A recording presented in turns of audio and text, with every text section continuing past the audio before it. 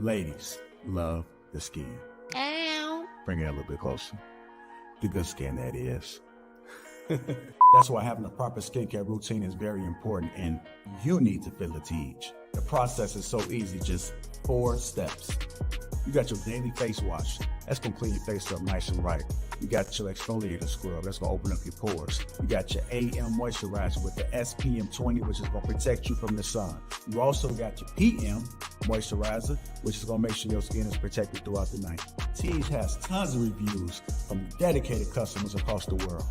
I know I said a lot, but it's okay, because guess what? It comes with an instruction card to explain to you in detail what to do morning and night. And because Teej is sponsoring this video, they're offering you an amazing deal. Just click the first link in the description to get 30% off your first skincare system and a free gift. Plus, as a member, you'll also get 20% off for life. By the way, both gifts you're choosing from are a $20 value and a complete game changer. A silicone body scrubber or a nail and face grooming kit. Personally, I prefer the silicone body scrubber. I don't like using towels when I travel, so the body scrubber is an excellent way to open up the pores and get the body clean. So don't wait any longer. Click the first link in the description to start your skincare journey today.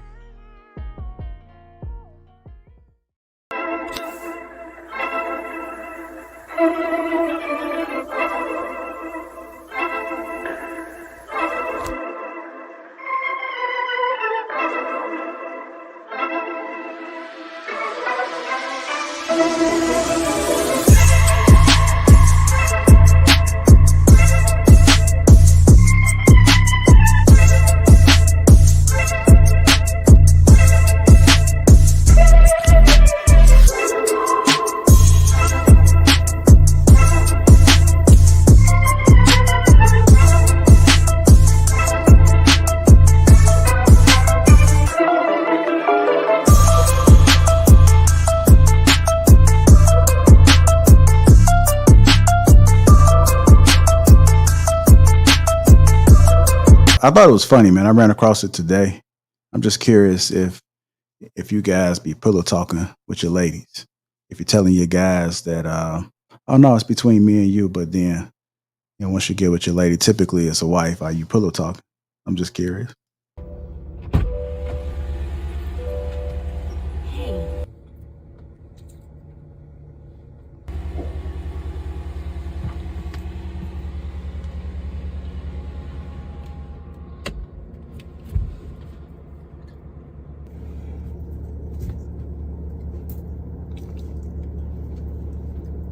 And she threw a drink in your face. Why? Where'd the other girl come from? 2 of them? Same restaurant? Man, that's crazy. Tell me that last part one more time. Tell me that last part one more time. And it stay between us, boy. You know that? You know that.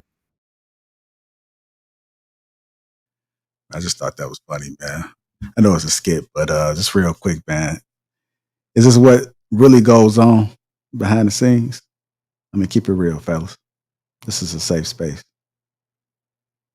You say yeah, Shannon? Yeah, absolutely.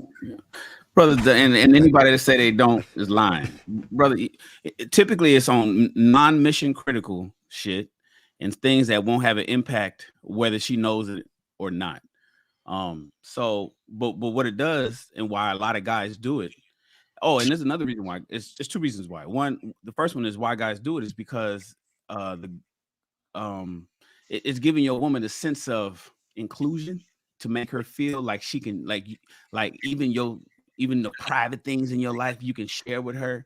You know, women is always talking about, I want you to be vulnerable and give me all and talk to me and tell me this. So when somebody on the phone with somebody and they talking about some bullshit, you be like, you involve her in it, then she walks away, is like, damn, my man is letting me know the important stuff, even though that's not all the real stuff that we may not necessarily give her. Another reason why is because guys, everybody wants a cheerleader. So if you're going through some shit with a coworker, or you're going through some shit with somebody that's affecting your life, most men internalize and just deal with everything all by themselves. And that's how most guys are. Just, I just bear the brunt. I just keep it all in my head, and I'll handle it. And nobody needs to know about what's going on. But if somebody's, talking shit about you, or maybe you got a crew and one of them is acting up and tripping on all the homies, a lot of times when you lay down, that's what we call pillow talk. When you lay down and you get on that pillow and you facing her, she's facing you, and y'all looking at each other, and you just feel like talking about it. Guys do that shit too. So they do it because it's like, damn, man, I need, let me tell you what happened to me.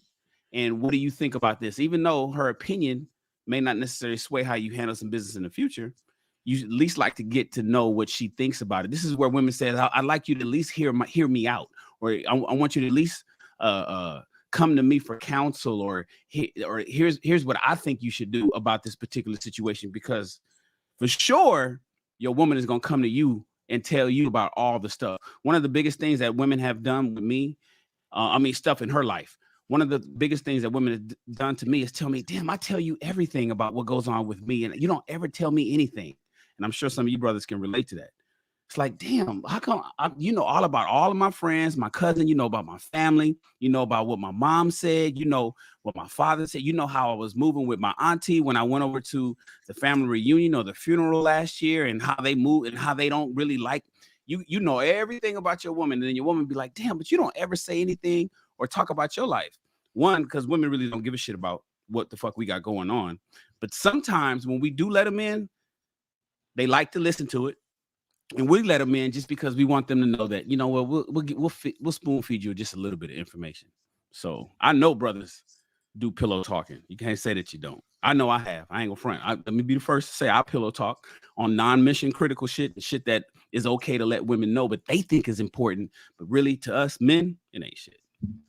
So even though if he says don't tell nobody anything, you still tell him? Well, I don't have anybody that tells me don't. I can't think of any situation where it's like, hey man, don't tell nobody this. If somebody was to tell me don't tell nobody this, I probably wouldn't tell nobody this, even my girl. That's just me, because a lot of people. Oh, really? Yeah, a lot of people confide in me in information, and I talk to people.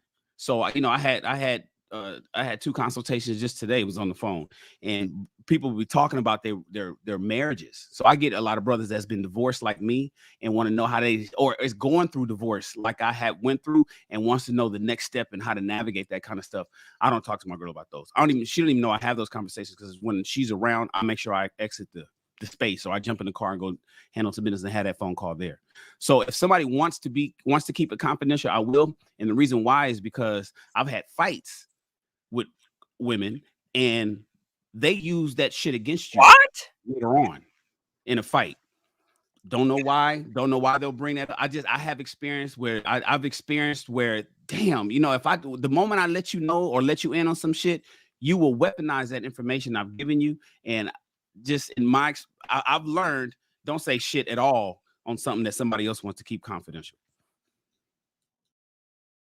All right. Anybody else want to add anything on that? Well, I think I'm confused on what is considered pillow talk then. I'm because telling a lady about my family, I don't consider that pillow talk. I guess explaining, situations going on in my family, I wouldn't consider that pillow talk, I guess. So I guess I'm confused. Help an old man out. Okay. So for an example, if me and you having a discussion on the phone, right? And then I'm telling you some things and I'm thinking you just got common sense or like the bro code. And then you go back and you tell your old lady exactly what we was discussing. And then when I come around, she looking at me all funny.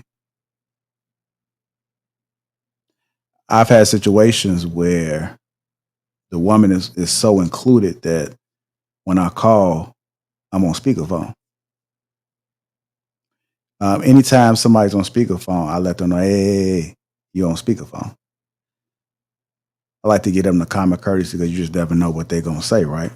But some folks just, you be in the car, it just be on speaker and you just don't know. I just want to know.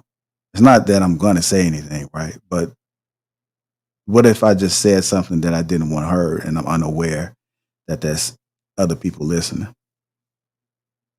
So it's not, Okay. I guess it's a form of pillow talk because I'm not knowing that other people are listening.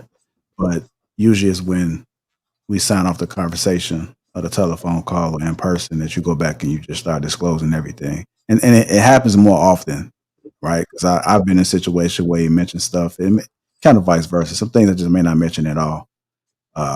But it all depends on it. Like if we all close and tied together and she may know something already or something like that, then it might just slide something in minor. But for the most part, you just got to know when to shut your mouth.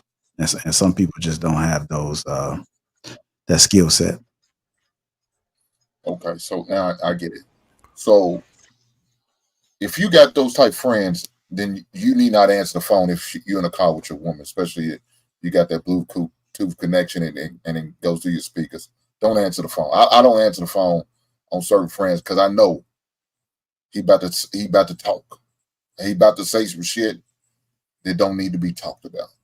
So yeah, I'm not. I guess I'm not a big fan of pillow talking, and if I got a buddies like that, and just telling every guy that we can't be buddies no more. We can't. And if you family, there's nothing I could do about that. You just won't hear nothing from me. I just won't speak around you. I don't shit. I don't want my woman telling our business what's going on in our home, let alone me telling my buddies. But I'm not doing that shit. Now, if she so happened to hear it because she's in another room, he talking loud, there's nothing I can do about it. There's nothing I can do about it. She overhears some conversation like that. There's nothing I can do about it. But then I gotta let her know, don't you say a goddamn word. A goddamn word. I don't want to talk about it. We're not gonna speak on it. It's none of your goddamn business. I don't care what you heard. Don't say shit. Because it's not everybody's business to do. I'm old school to the motherfucking heart. Yeah, I'm going to the grave with this shit. Especially if you tell me don't say nothing. I'm not. What if it's not affecting me and my household, why do I need to talk about it to her? She's still trying to figure out that girl I had sex with it on the Murray State campus. That mistake of me knocking down an ugly chick. She trying to find her. It's been over 30 years. She still ain't got a name. And I'm not going to give a goddamn name. She'll never know.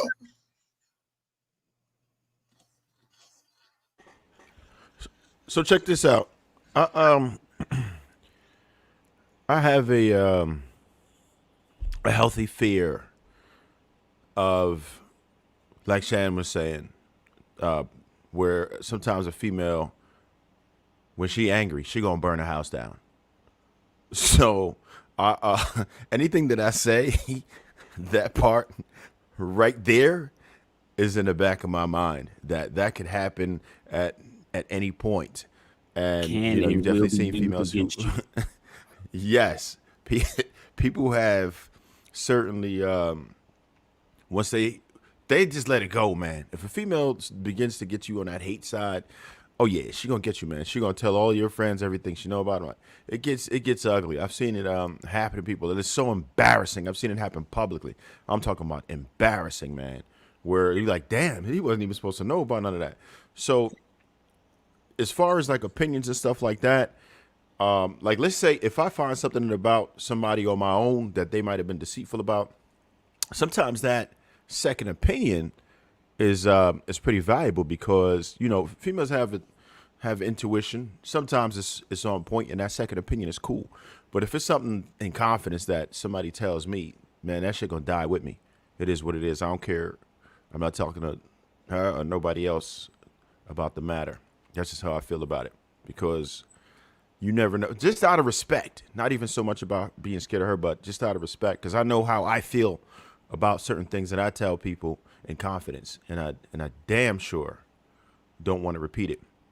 And for the gentlemen, right, that are worried about their female or whoever else is around, because I know JR, he was talking about that. Pretty much what we have, we have something. You need to have some type of phrase or something so like hey, did you see that game the other night?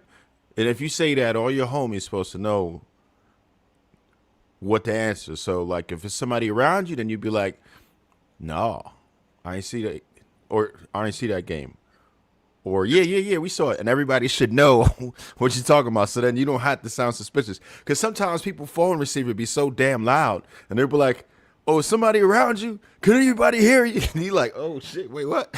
So you have something else that you say, some type of code phrase, just so you know if that person could talk or not. Because some people, like I said, will answer with the phone on speaker, and you know you got that one homeboy who's just his one liner will be crazy. He'd be like, "Yo, you should have seen him out of that was now." So you got to be careful who you asking up for. I know Hank, you touched on that. Some of them dudes you already know they first line is gonna be something crazy that you probably like. Oh nah, not that one. But to avoid all that, just come up with a nice little phrase that you and the homies know that you can ask, something subtle that only y'all two would know, and they know how to answer it off rip. Uh, Yeah. I don't know, Trey. That's too much work, man. I don't see anything wrong. Is it? I don't see anything wrong with letting somebody know you're on speakerphone, no matter what the case is. If you lead with that, then it problem solved.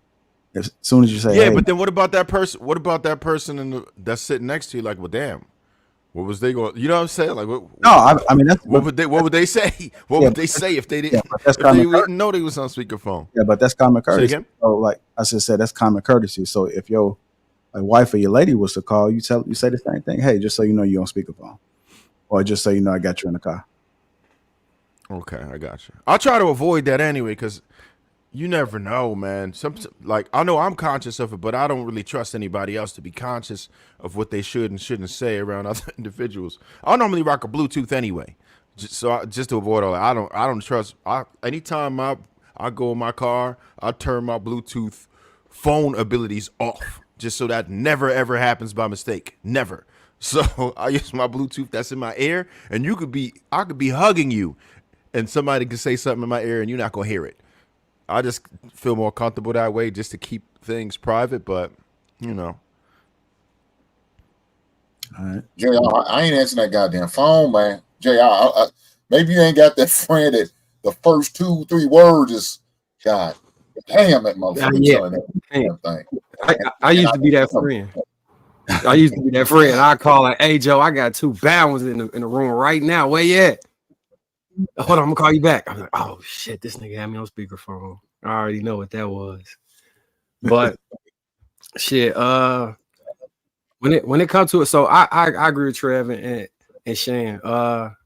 When you say mission critical stuff, so if it involves something that's like a felony or something, I'm gonna keep that to myself to not get that person in the jam, right? Anything that's like detrimental to their life. If they ask me like, "Man, Joe, you don't tell nobody about this," I'll hold it in. Like regular random stuff that be going on through the day, like, "Man, buddy ass is a hater. This nigga just told me da da da da da." Yeah, we'll talk about that. You know what I'm saying? Like laugh about like this niggas be hating this shit. Or if we out in public and something crazy happening, we'll talk about that. I usually answer the phone though, and I introduce like, "Hey, Nani here. Say what's up." That's really my go-to. Like as soon as I answer the phone, I'll tell you. And it ain't just with her, it's whoever I'm really in the room or car with. Like, "Hey, I'm in the car with JR and Rilla right now. Say what's up." And I'll make it as though, you know what I'm saying, an introduction, like we just walked into an actual room with somebody, so you know who all aware that this conversation going on right now. That's why I try and keep it. But yeah, I think everybody pillow talk to some extent. All right. With your wife or girl, like actual girl. Now, if you like the situation with Pusha T where he was messing with a thought and then he was telling her all his intimate business and she ran and told it to, that's wild. Like I've never in my life pillow talk with a slide ever. Like ever. It's been a serious long-term relationship if I was even having a conversation about my life like that. All right. Anybody else got anything to add? You don't have to speak on it, but just only if you got someone there, so we can keep moving. I would only say that you would only tell, you know what I'm saying, your wife. I mean, if it's just somebody like a girl you talking to or you cool with, obviously you don't expose none of the information to them. But for me personally, for the most part, all of my homeboys, people I talk to on the phone, I mean, they know I'm married, so they know that me and my wife don't operate in a way where we can't tell each other anything. And whatever I tell my wife, they know that, you know what I'm saying? She's an extension of me, so it ain't really nothing. You can tell me, you can pretty much tell my wife. That's the type of thing. You know what I'm saying? So that's all I can say on that. All right. Well, when your girl says, "Oh, Darwin," like, because like one of the ways that women, and this is in general, even girlfriend, somebody you just met last night or whatever, and you're on the phone with somebody and you talking about it, and you serious. What happened? The one way they get in is like, I saw you talking to Michael. Is everything okay? Quote unquote. Yeah, he cool. Hit her with the he cool. Is everything okay? Cool. Yeah. Or you out there yelling, you going back and forth. It's like, nah, you may be pacing in the front yard, pacing back and forth. She looking out the window, see you still pacing. When you finally come back in, be like, all right, cool, let's go. You ready to go? And she be like, damn, is everything okay? The everything okay is the portal to see for her to see if you're gonna allow me to let me know what the fuck you just talked about. Now, if you're on the phone with your cousin, me and JR has had conversations, private conversations where we've talked about our brands, our business, information in our business. And, I've told JR stuff. I'm like, just keep that to yourself. And I have confidence that JR won't tell that to other people. And JR has done the same with me.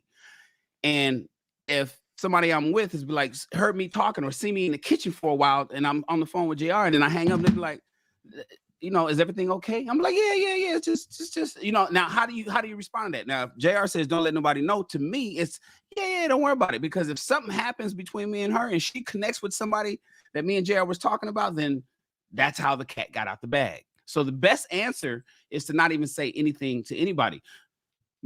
Darwin, but if everybody is looking at you and your wife is one, right? It's like, wait, you talking to me? You talking to my wife? You talking to my wife? You talking to me? So just be aware of that. What about family though? What happens when you talking to your cousin that your wife knows, and your cousin is telling you about him and his girl's breakup or the imminent breakup, or how, and we're just speaking, we're just creating scenarios. Like your cousin calls and says, my wife, I just caught her doing such and such, and I can't believe this shit. And we got the family reunion coming up next week, man. We meeting at grandma's house for Thanksgiving next week. The fuck, man, what should I do? And then then when you hang up, is that something that you'll be like, well, babe, let me tell you what cousin Jason said? Or do you keep that to yourself because that may sow a seed of discord between, if your wife knows and she's going to be team you, she may come and feel a certain way about Jason or Jason's girl, or maybe how do you navigate in those areas where it's family issues, it's family matters, Darwin? And even though you and your wife is one, should she be still part of you with everything, even in family relations? Yeah, I mean, I've had situations like that happen before. And what I do is, he said, that same question, what should I do? And I let him know what, I'm saying, I think he should do. And then I'll be like, hey, what? Or, to my wife. Yeah, what you call me about it? Guess what happened? Such and such happened. You think I was right or wrong for telling him to keep it moving, or he should get a divorce or whatever? So the conversation would go sort of like that. It wouldn't go in a way to where I'm trying to expose him or just trying to put his shit out there. But, me and her have conversations along the line to see if the things that we are saying or the advice we're giving or the help we're giving out doesn't make sense coming from the opposite sex. You get what I'm saying? So I have a female cousin that asked me a question, and I'm like, well, I'm not a female, but you know what I'm saying? Let me ask my wife. Let me get back to you. You get what I'm saying? I do. John, let me ask you this. What's your percentage of fear? So on like 0 to 100, how much do you fear your wife will expose somebody's secrets and put you in an awkward situation? 0%. Yeah, I feel the same way. But I mean, if she did, it wouldn't be Or like is it character trait in her? if she did the shit. It would be fucked up. But I have my ways of handling. I had a conversation with her about it, and I trust her enough to know that she wouldn't do that. But if some shit like that went down, honestly, I wouldn't really care. I would just tell the person that gave me the information that left. Yeah, this woman, she's wanted to be an asshole and say some shit she ain't gotta say. You know what I'm saying? She wasn't supposed to say. My bad. I was wrong for telling, but I usually tell my wife everything. But that's why I said, for the most part, most of the people know me and my wife communicate on a level where we have complete transparency. So, but I mean, like, I could see how that would be fucked up if a woman did some shit like that. But usually it don't happen like that, do it? It usually happen whenever I think somebody said earlier, you break up or some shit, and then you said somebody run into somebody who was an enemy or some shit like that. And I think it's a personality trait. I really think Yeah. like certain people have a personality that's more likely to do something than others. You can't take that risk. Kenny, you hear this? You hear this, Kenny? You can't take that risk. What the video showed is a man being, as they say today, zesty. There's certain things that you do not expose to the woman in your life for safety, for her making an error and bringing something up, because people are human and they are flawed. So you would go the way of prevention better than cure. Not everything you need to talk about, as Shannon broached upon. Minors, of course, you would like to make your mate, whoever's in your life, feel included with your conversations. That's pretty much a must. But there's a lot of things that you have to keep close to the vest, and you can't get too happy with telling any and everything to your partner, because all it takes is one slip, you're drinking, and then whoop. Yo, my man, I thought you said that was between you and me.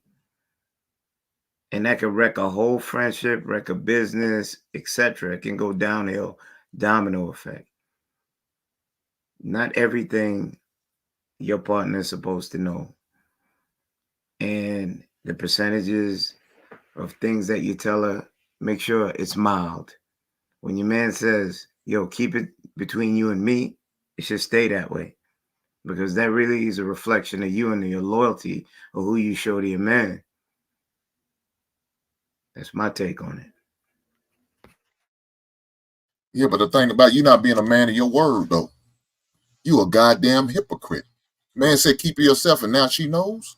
Now that's a problem if she finds out or she decides to put it out there in the atmosphere. Yeah, D, you in trouble for that shit. I mean, you have to reevaluate the friendship with you, the guy that told you. Because when you go out there and do some shit like that and tell your old lady and you tell her not to tell, and she's telling her friend because it's so juicy. Yeah, that's not good, Don. You know it ain't. Oh no, I mean, like I said, like most of the people that I confide in or people that I associate myself with know that that's how me and my wife operate, you know. So anything that can be hurtful or harmful for them, they just tell it to somebody else who want to hold on to it. You know, I ain't really, like I said, I mean, I don't know the benefit of me knowing any, like, okay, for example, if somebody says, oh man, I got STD or some shit, man, don't tell nobody. So like if somebody says some shit like that to me, I'm like, why the fuck do you even want me to know that? Like, you probably should have just kept that to yourself and your doctor. Because you gonna tell. But but my point is, nobody needs to know about that. Not even the person that's your best friend or the person you're supposed to trust has no benefit of knowing that information. Unless it's the same chick you're messing with. Maybe you need to give them a heads up. Then that paints a whole nother story that if y'all out here swinging and doing all that stuff. I'm not even going down the wormhole. I can understand that, but I believe I was answering the question from being a husband in a marriage. You know what I'm saying? Now, if I'm somebody like single and swinging around, and I could see, I think some of the scenarios you gave with saying, hey, look, somebody scored such and such last night. I can understand that part. Now that's different, but I'm a married man, so the whole spectrum changes. So you tell everything, being that you're a husband. Put it like this: I don't want to go out on. I think saying that I tell everything is putting that out of context and not giving you the right understanding. I think that's what you said. Nothing is told to me nothing is revealed to me in a way that where I can't share it with my spouse. Okay, not speaking for you, but you said I would be the wrong person to tell. That would imply that your secret is not safe here. That's what I was getting. I'm not speaking for you before we get off on the wrong train, but I'm listening to you, and it's like, well, I'm not that person that you would want to tell because I don't hide nothing from my wife. Granted, if that's how you run your household, respect. Right. Me and my wife, me and my wife, we talk about any and everything. That's just the type of relationship we got. And those who know, you know what I'm saying, they know that if they do come to her with something, then I'm gonna know. If they come to, yeah. So Darwin, is there nothing that you would not keep from your wife? No, that's not what I'm saying. I think you moving the goalpost now. No, I'm not. I'm staying right where it needs to be. With speaking on certain things, like someone says, "Yo, I'm gonna go to extreme. I just deleted somebody. You're the only one I could talk to because you've been my man for like 20 years, and this thing has been wrecking my soul. And I'm coming to you for counsel because you married and used that level-headed guy that I know. Everybody else is not level-headed. Use that one I can come to." Would you say the same thing as you said about the STD? I'm the wrong person to be speaking to about that. No, what I would tell them first, if somebody came and said, "Hey, I deleted somebody," and you're the only one I could talk to. I mean, it would be confusing to me. But would you tell your wife? I mean, obviously, I would have to tell my wife something like that. Seriously, I would have to tell my wife, man. Kenny looks surprised. Look, okay. So basically, Darwin is like, listen, you knew the job was dangerous when you took it. This is how we operate. And I'm gonna be honest with you. A lot of people do that as a safety mechanism too, though. Kenny, think about this. Don't tell me nothing that you wouldn't tell my wife, or you don't want my whole household to know. That way, don't tell me shit. I don't want to be involved in it. I don't want to know about it. If the police come and ask me, I can really say, I don't know what you're talking about. I have no idea. There's a lot of people, even in criminal factions, it's like, hey, that information, don't let that even get to the boss. Don't let Kenny even know about it. That's below Kenny's pay. Don't let Kenny know about that. We don't even want to worry Kenny about that because it's better that he don't know. So that actually protects Kenny in the long run.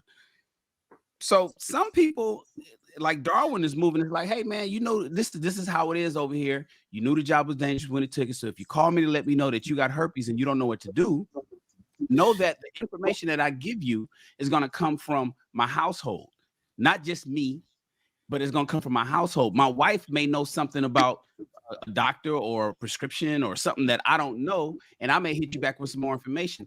Otherwise, don't even talk to me about it. Yeah, I'm just add on. I'm just gonna add on to it a little bit too, because I understand what he's saying, but my only concern would be new people he encounter, or maybe like business partners, like people that may not necessarily know that him and his wife are close like that. But by default, I'm the person to say, if I say something, then I know there's a potential that it'll get out. So whatever I don't want out, I'm just not gonna say. I only got one person who I tell mostly everything to. That's one person. That's all I need.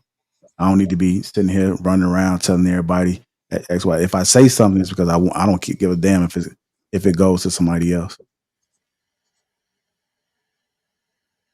Because like Kenny say, people are human. Everybody are flawed. So even though somebody tell me, bro, I got you. It's the same thing like at work. When I was at work, it was a guy that was like that. He don't want to hear nothing about nobody because he don't want his name in nothing. And that's just the way he moved. He come to work, he don't say nothing. And he go home. Let me ask you this. Was it a change in the culture recently, like over the last 10 years? Because like recording people phone calls and releasing them to the public, reading group text messages online, like it's been some wild stuff I've been seeing. Screenshots of relationship, like niggas out here moving crazy. I thought that was all in violation, but people doing that in abundance now. But I will tell you this if it make anybody feel better. Me and my wife, if somebody did tell me something and I told my wife, you can rest assured that she wouldn't say nothing about it. And if she told me, if somebody told my wife something and my wife told me about it, I wouldn't say nothing to nobody. So Wait, whatever, it's that little bubble, you know what I'm saying? It just won't get out. So it's almost like they, you know, I'm keeping a secret, but it's just within, you know what I'm saying, conversation between me and my wife. That's why I agree a lot with Shannon said about the pillow talk, about people So saying, Darwin, if you say you don't do it, you cap. so Darwin, if I told you something that said, "Hey, don't say nothing online," would you keep that to Online? yourself? If you told me something, And I said, "Hey, don't say nothing it depends online." on if I think it's funny and I know it ain't gonna hurt you, I'll probably just say it. God damn. Subliminally, just a joke. God damn. But if it's something serious, man, that I know that's gonna get you some shit, Can you hear this? I'm not gonna say nothing about it. Hold on. So let me ask you this, Don. Do you at least tell these people before they say anything to you? Hey, you know, I'm probably more likely to my wife. No, Ain't that a motherfucker? You ain't That's- shit, Bruiser. That's JR's issue. It's like, wait a minute, nigga, I didn't know you was that type. Nigga. No. For example, if don't get a front warning before you gonna drop a dime on me. For example, if M. White said, "Man, look, man, I was in." Nope, we're not about to play that game.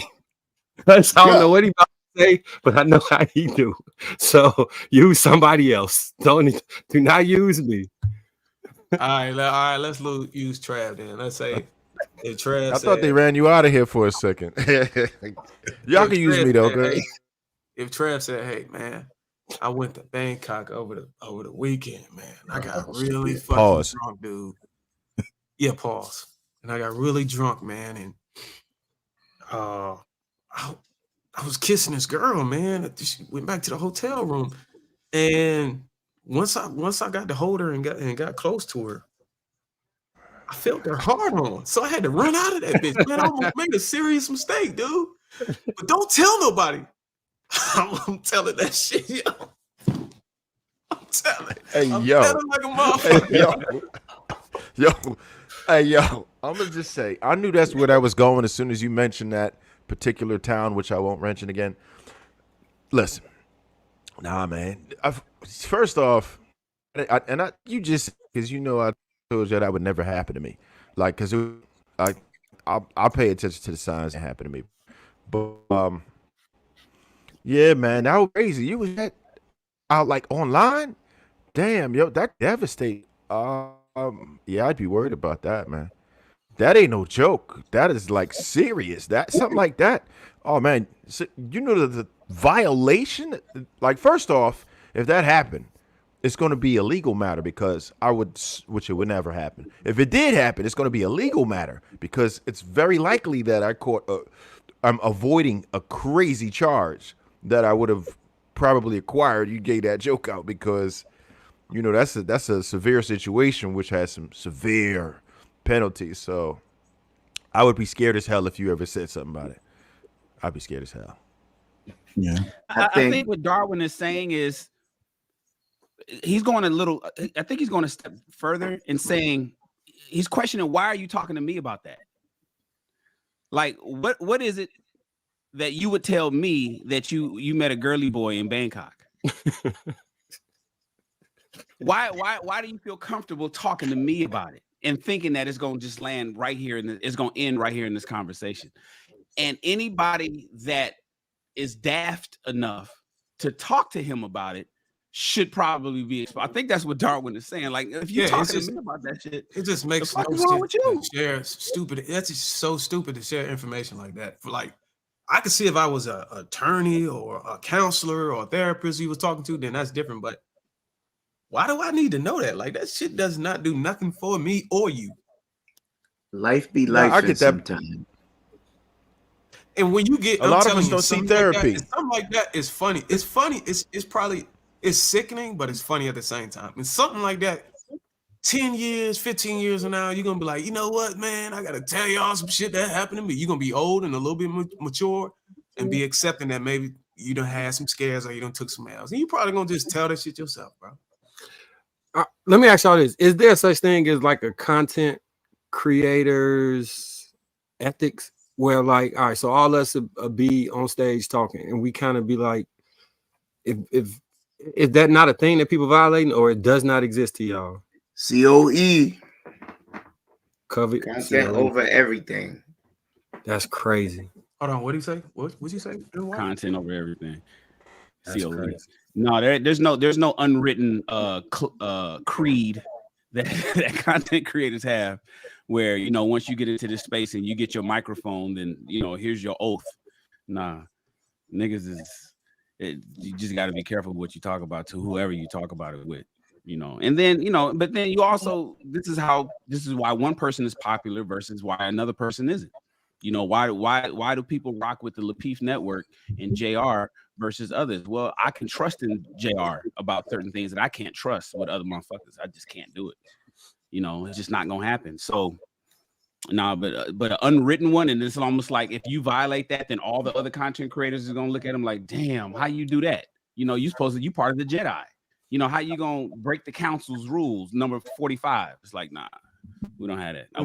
And that's why whenever you have something serious about yourself or some information, like on some business stuff, like sort of like what Shane was saying, and that's when you would have like contracts and involve non-disclosure forms and shit like that to protect yourself. But if it's just little bullshit talk, like locker room talk or some shit like that, like you gotta understand who you're talking to about it. You know what I'm saying? If you talking to your best friend, then you need to know your best friend well enough to know that he ain't gonna say some shit. But if you just talking to a regular nigga, like somebody you just like me, I don't really hold no obligation to nobody for real. Ain't nobody's, you know what I'm saying? Like we see that. That's real. You know what, Dolan? I don't think that there's another thing is you gotta know the intelligence of the person that you're gonna talk. Like, who would I talk to anyways? I don't talk to I barely come into the group chats when we had conversation. But everybody well, we might want to watch what we put in that group chat now that Don was telling on this goddamn stuff. No, man, I talk about content. Y'all will never hear me come to y'all telling y'all some fucked up shit that happened in my life. I don't want to put that burden on y'all because for one, it ain't shit you can do about it. So you never know. No. So here's the thing. When you speak, it gives me the idea that you've never been in situations where like you've had big interactions with people. They see you as someone of good standing and good character, and they usually don't have that around them. And they may come to a head in a period of time when they're not at their best self, and they're like, you know what, I need to talk to somebody. And you're the one person that they know, and they say, I really don't know if I should be telling you this, but I'm going to tell you because I got it. I don't know how to purge it off for me. And you seem like someone that's just a good ear to listen. And then they tell you this thing and you're not ready for it. And you say, why are you telling me? I've been in a situation like that, and I just wanted to see how you would answer. Oh, I have consultations, and I'm I not have a link set up for that. So what I do is I send them a link, and then we have a private session that what happens in a session don't go out. I don't even stuff when it's got paperwork behind it and signatures. I don't even tell my wife about that. That's what are you How talking can about? we believe that though, dog? I'm talking about a man coming up to you on the street. I'm not talking about pens and papers. I'm talking about somebody come up to you man to man. We ain't talking about 1-800 Darwin. Okay. So somebody just regular, some random coming up to me on the street. I gave you the idea I walked you down this coloring book. You understand? Someone that you seem like a stand-up fellow, they've spoken to you maybe a couple random times and be like, you know what, I could possibly talk to him about this thing heavy on my heart. And then your response is what you said it is. Then instead of protecting your household, because I get what Shannon said, but you can flip that coin.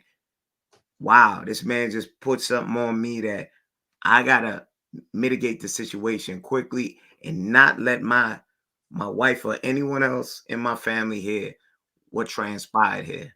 Because once you tell a woman something like that, you think you know your woman till she jump on the phone and tell somebody and have that moment of error with a situation that you're supposed to curtail right there and get it away from your household and never Well, bring it up. that's where I understand what you're saying, but that's just where you and I disagree. You know, Yeah, because I ain't I don't married. I know. I don't think I know my woman. I know my wife, and the stuff we talk about. If we sit here and say to each other, "Hey, look, we gonna keep this between us," and that's just what we do. And we've been doing that for almost 10 years now. I never questioned that, but to be human is to be flawed. I gave you the example. Suppose y'all drinking and then it just slipped out her lip one time and you thought there's all it takes is a one time.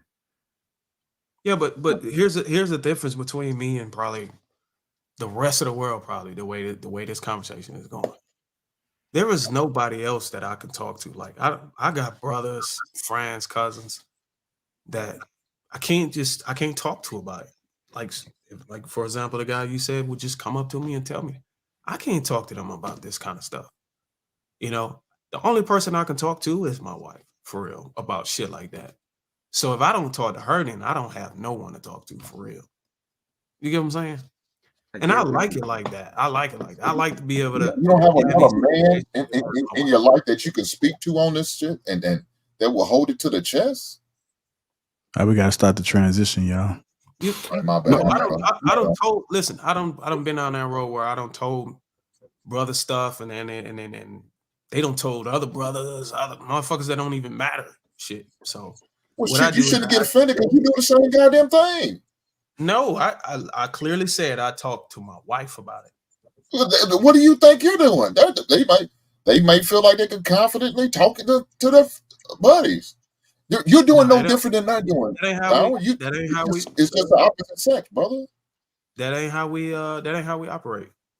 We don't operate like that. We never have.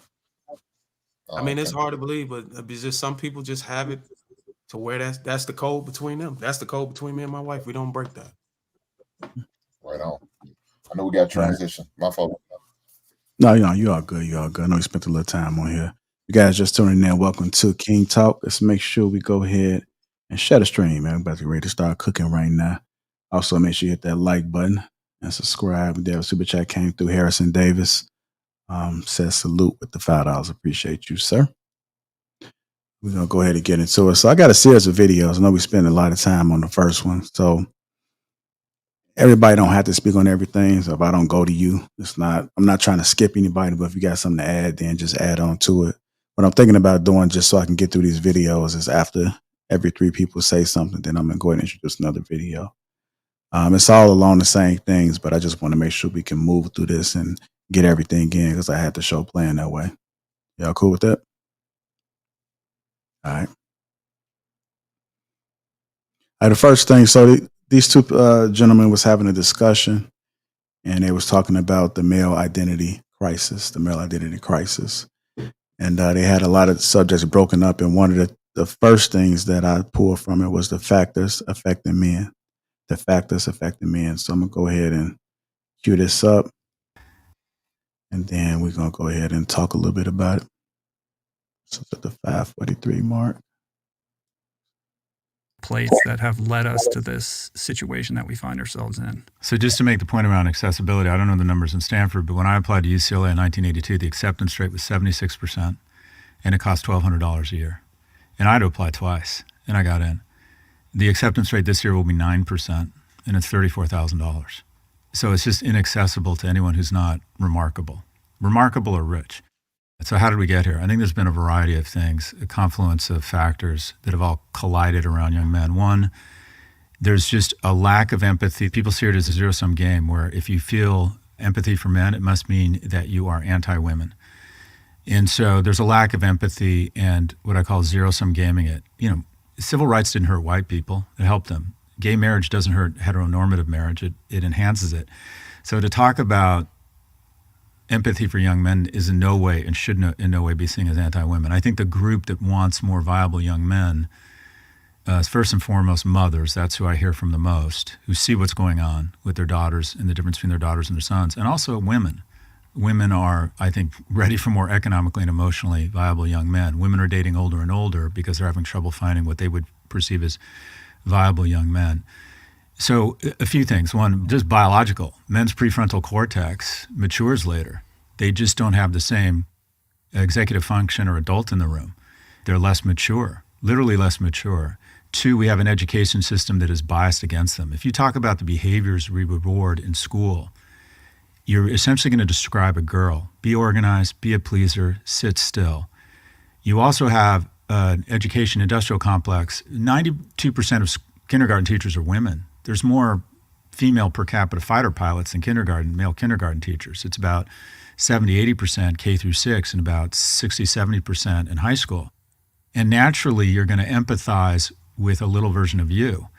So I just don't think there's the same level of empathy for young men. We've also done away with metal shop, auto shop, wood shop. So the guy who's not cut out for college, who doesn't sit still, who's not academically focused, has fewer and fewer on-ramps into a middle-class lifestyle. And then these guys get into the workforce. There's fewer middle-class trades jobs. In America, parents have done a really good job of convincing themselves they've failed as a parent if their kid doesn't end up at Stanford or UCLA. So there's a lot of rage and shame in the household. There's not visible on-ramps into a healthy middle-class life. 3% of LinkedIn profiles in America say apprentice. It's 11% in the UK and Germany. 50% of Germans have some sort of vocational certification. That's not true here. It's kind of become this, you either get to Stanford or UCLA or you and your parents have failed. And then a lot of dynamics, dating apps, where you have 2, 3 to 1 men to women. And you also have this effect where because everyone has access to everyone, not everyone, but women who have a much finer filter are all drawn to the kind of what I call same guy. So you have 50 men on Tinder, 50 women. 46 of those women will show all of their attention and interest to just 4 guys. So it's great to be in the top 10% on a dating app if you're a guy. The bottom 90, it's really difficult. And the bottom half of men on dating apps, where now 1 and 2 relationships begin, get validation that they have absolutely no worth in the dating market. So a lack of economic prospects, a lack of maturity, a society that doesn't seem to have a lot of empathy for them, and then a mating market that validates they don't have a lot of value. And you see these men go down this downward spiral where they start, and this is where you know we've really lost them. They start becoming ultra-nationalist. They start blaming immigrants. They start blaming women. They become prone to conspiracy theory. And some, they just become really shitty citizens. Mm-hmm. And the final thing I would say is that the most profitable, valuable companies in the world have one thing in common, and that is they're tapping into a lack of regulation and instinctive flaws. This first video, that probably might be the longest one. But factors affecting men. The factors affecting men. Let me go ahead and start with you, Trail. All right. So first thing I did want to touch on is I'm sick of people using this talking point in podcasts about the prefrontal cortex. There have been a few studies done, and most of them are like fatally flawed. I'm tired of hearing that, and evidence of that is just look at your father, just look at your grandfather, and ask them the ages that they led in life. And a lot of times it's like 20 years old, and they're able to hold shit down, just like a man in his 30s or 40s right now. They were outside of that. I would just encourage everyone to look at where those studies are derived from and like pick that apart, because you'll change your opinion on it once you dig into it. But there's a lot of good things that he said. I just really hate that talking point. So that dating app stuff is real. I did a deep dive in that with an expert one time, and it's a complete sausage fest. For one, it's like 3 to 1, like 75% male, and they are funneled to. It works like an algorithm of social media. For one, there's a lot of people don't understand that. So guys that get hits, they're to keep the women on the app, they're gonna keep filtering those women to the same guys. So they are pretty much creating F-boys, right? Because it's a culture where everybody does kind of want the same guy. They expect you. They're looking at your height, they're looking at your look, they're looking at your resources, and it kind of all fits that way. So if you are an average person, which an average person, you know, say 30 years ago, could have got off anything. You'd be able to start a family. You'd be middle class. You'd have a life that was at least thought of or considered a good life, right? It was okay. Mediocrity was not shamed as it is right now. Like, you got to be a baller or a boss. And if you were just living the life and you just want to take care of your family, 2 kids, a dog, and a white picket fence, oh, you a bum now. You ain't doing nothing. You a loser. Look at this dude over here. He getting it. He an entrepreneur. Why you ain't doing that? So, and a lot of these things that we're looking for right now is superficial. And another thing they said is people just don't invest in boys. They don't. We've talked about them, how they really don't have empathy for the male, period, from boys all the way to men. In a lot of cases, they just don't give a damn about us. We don't get the same nourishment as the women do. We don't get the same investment as women do in a lot of cases, right? Because people just don't have any empathy for us. They just say, oh, okay, he'll be all right. And that's it. And you see it all the time when even somebody who might be homeless in the street, they'll give it to a female quicker than they would a dude out there. Or why don't you get up and work? So it's just that we just seen it in a different light. And there are plenty of things that we are facing. I don't think that people should concentrate just as much on the whole schooling thing. There are some courses. If you want to be somebody's doctor or lawyer, certain situations like that, you need to go to college, but do not go for a lot of these. Like going to college to get a business degree, it's not the same as it was before. There's a lot of courses that I see people take that just don't make any sense, because if you're in a STEM, you can get something vocational and get your money on and really not even have to do that. There's a lot of people without college experience that are doing better than people who actually went and got their degree, and they're working at retail right now. So, and even big tech is starting to realize that right now. They are starting to groom children from, and I say children because they're like, what, 17, 18, right out of high school. Some of the bigger companies are trying to get you there so they can kind of indoctrinate you into what they want you to be. But the main issue is we're just not seen the same, right? And we don't expect to be seen the same. And we don't even want equality. We just want it to be like kind of fair, as to where you say, all right, well, are you going to invest in us as much as you want to invest in women now? And I encourage to invest in women. That's important, but not to the where you forget about the young boys and then just write off the young boys. We need that same that the women are getting right now. Somebody go ahead. All right. Anybody else want to add on to it? Yeah. When he said civil rights ain't help black people, they help white people. When he said that, so what I took from that was the onboarding process, right? In relation to women. If they want viable mates and viable men, it would really help them for men to have more opportunities to exist economically solving ways where they can be the man that they would have been 30 to 40, 60 years ago, when the economy was different, the price of a house was different, and the value of a dollar was different. Now we stuck in a place where, like you said, the average man can't afford to do most of the basic things that you're supposed to do in life. Like getting a home and having kids and a wife should not be this far off of a goal that everybody down there give up. And we got movements like FOB and MGTOW and all these other things. It shouldn't have to be this way. And those economic factors primarily, I think, affect it, because if the male identity is so tied into earning potential that if you don't have a very high earning potential, it's almost like if you don't have something else that sets you aside, then you're written off in the data market. And that's really realistically not fair when, like you said, the things that this has been my argument the whole time when I talk about earning potential, because I was saying the things that have been traditionally masculine are not the things that you'll be rewarded for in the current job market. Most of the things that he talked about, like sitting down, following directions, getting to a task. Most boys are going to be fidgety. They're going to want to get up and play and do all these things, work with their hands, maybe want to be outside more so than be in the classroom sitting still.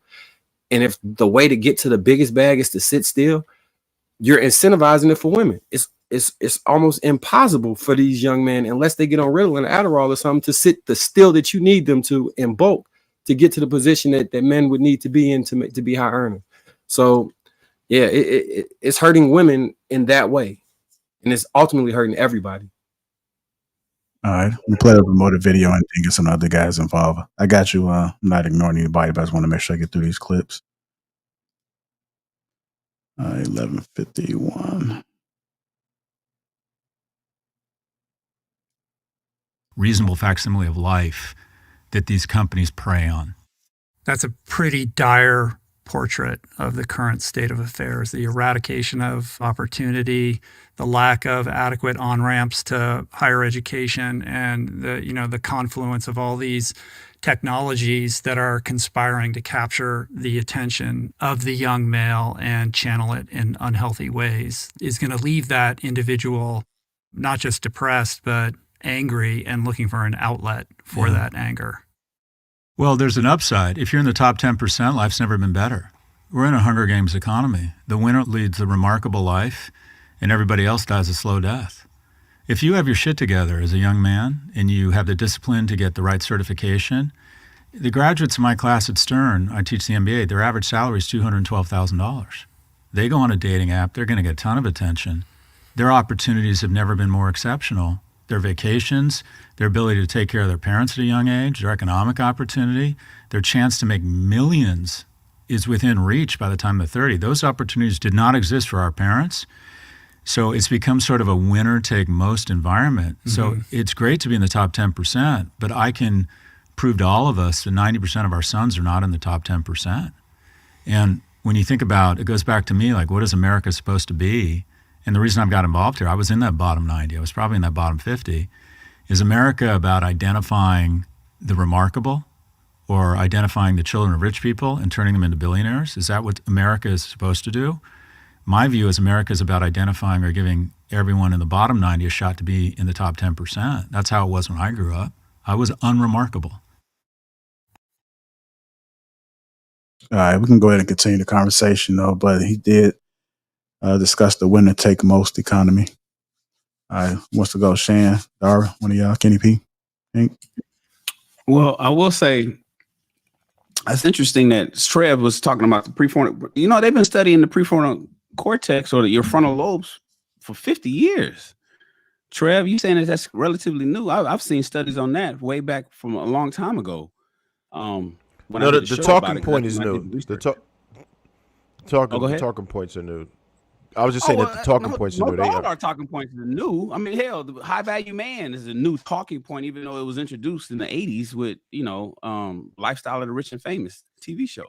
We talk about a lot of stuff now because we're finally talking where we didn't talk before. That's one of the issues that a lot of people have with men even having spaces now. It's like when these men get microphones, it's because when we finally realize that we can talk to each other without any impedance.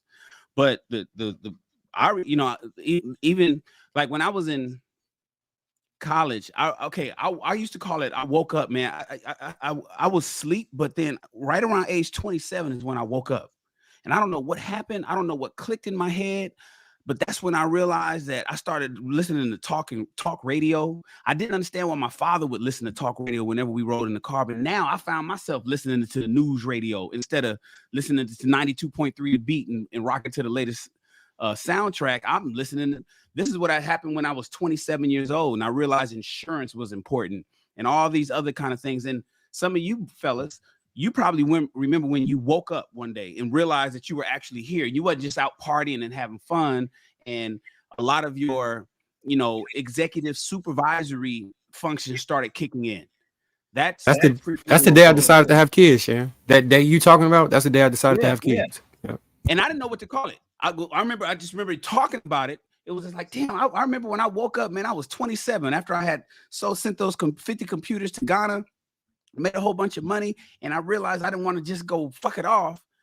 But now it's the prefrontal lobe and it's the cortex, prefrontal cortex, and So it's been studied a long time, you know, and I get that if that's what you're saying, Trev, then cool. We've been talking about it recently, yeah, but it's been studied for a while, for at least 50 years, because it's changed, because there's like 11 factors that need to be covered, and that has changed from when it was first introduced way back, or when it was first studied 50 years ago. But based on what the guy's saying in the video, and what in the winner take most economy, I think one issue that men are having right now, and I just throw my piece out there, is hyper individualism. Everybody, you know, it's almost like this: go alone, be this nomad, move by yourself, you know, move in silence and let your actions speak for it. Listen, I am a jack of all trades. I can do everything. I could build in house. Give me a plot of land, I'll have a house on that motherfucker in 2 years by myself. I can do everything from plumbing to fashion to filmmaking to electricity to, I could do it all. And that's the worst thing to do. I do not advise people to, you know, 7 streams of income. You know, how many times you guys heard that? You need to have 7 streams of income to make it happen. That's a bullshit philosophy. Trust me when I tell you. Now, I could get into that. There's a whole different conversation on why that's bullshit. But one thing that I've learned the most recently is I can't do it alone. I need support. I need friends, and I need a cohort of like-minded individuals. This is why mastermind groups are so important. This is why JR, even on this show, I talk about one of my most favorite books, Think and Grow Rich, in where he speaks about having a mastermind group of people, 2 or more people coming together at least once a week. This is really this show here is actually a mastermind group, 2 or more people coming together of like-minded to achieve a common goal. And a lot of men are out there being told or have been shown, go at it alone. And so everybody's on this hyper individualistic in this hyper individualistic mode. Like, I'm just out here grinding on my own, making my shit happen, working on myself. Everybody working on themselves. Everybody. If you talk to anybody, I'm just working on myself. What does that mean? Working on yourself. And if you're doing it, and who's evaluating your progress? Who's telling you that you move from level 1 to level 2, level 7 to level 8? Whose test did you take? If you out here working on yourself, that means you're going to tell yourself that you're ready for the next level. How do you know that? And what's important, I think, is that men need to get in a good old boys club of sorts. They need to get into we have, for those that don't know, we have a back chat for King Talk, for this particular show, where the brothers go back and forth. I kind of teased them on Sunday because it was going back and forth on the Drake and Kendrick Lamar beef. But men need that. Believe it or not, that's therapeutic for us men. And there's a lot of guys that don't have a King Talk back chat, don't have a King Talk show, that don't have anything, and they're out there moving all alone. And I think that's just a powder keg that's waiting to explode. I think men need to get with each other in some form of fashion to be able to have their iron be sharpened by other iron to become better individuals. And this whole hyper individualistic mindset that people has needs to be put to rest. I'll just leave it at that. All right. Go ahead, Dara. It was a lot said, man. I don't know if I can add anything on top of that. I agree with a lot of the brothers said. But most importantly, what the guy said in the video is about improving in life. I don't agree with that you got to be the top 10% to have a success in dating. Because whenever I met my wife, I wasn't a part of the top 10%. So I see how you could. How tall are you? Huh? How tall are you? 6'4". You're in the top 10%. Anyways, but I'm just saying though, like, I agree with the leveling up part, and then you expand your options, but I don't see it affecting man to the point where I think he said something. They become more believing conspiracy theories, or they just do crazy shit all over some pussy. Like, that's crazy.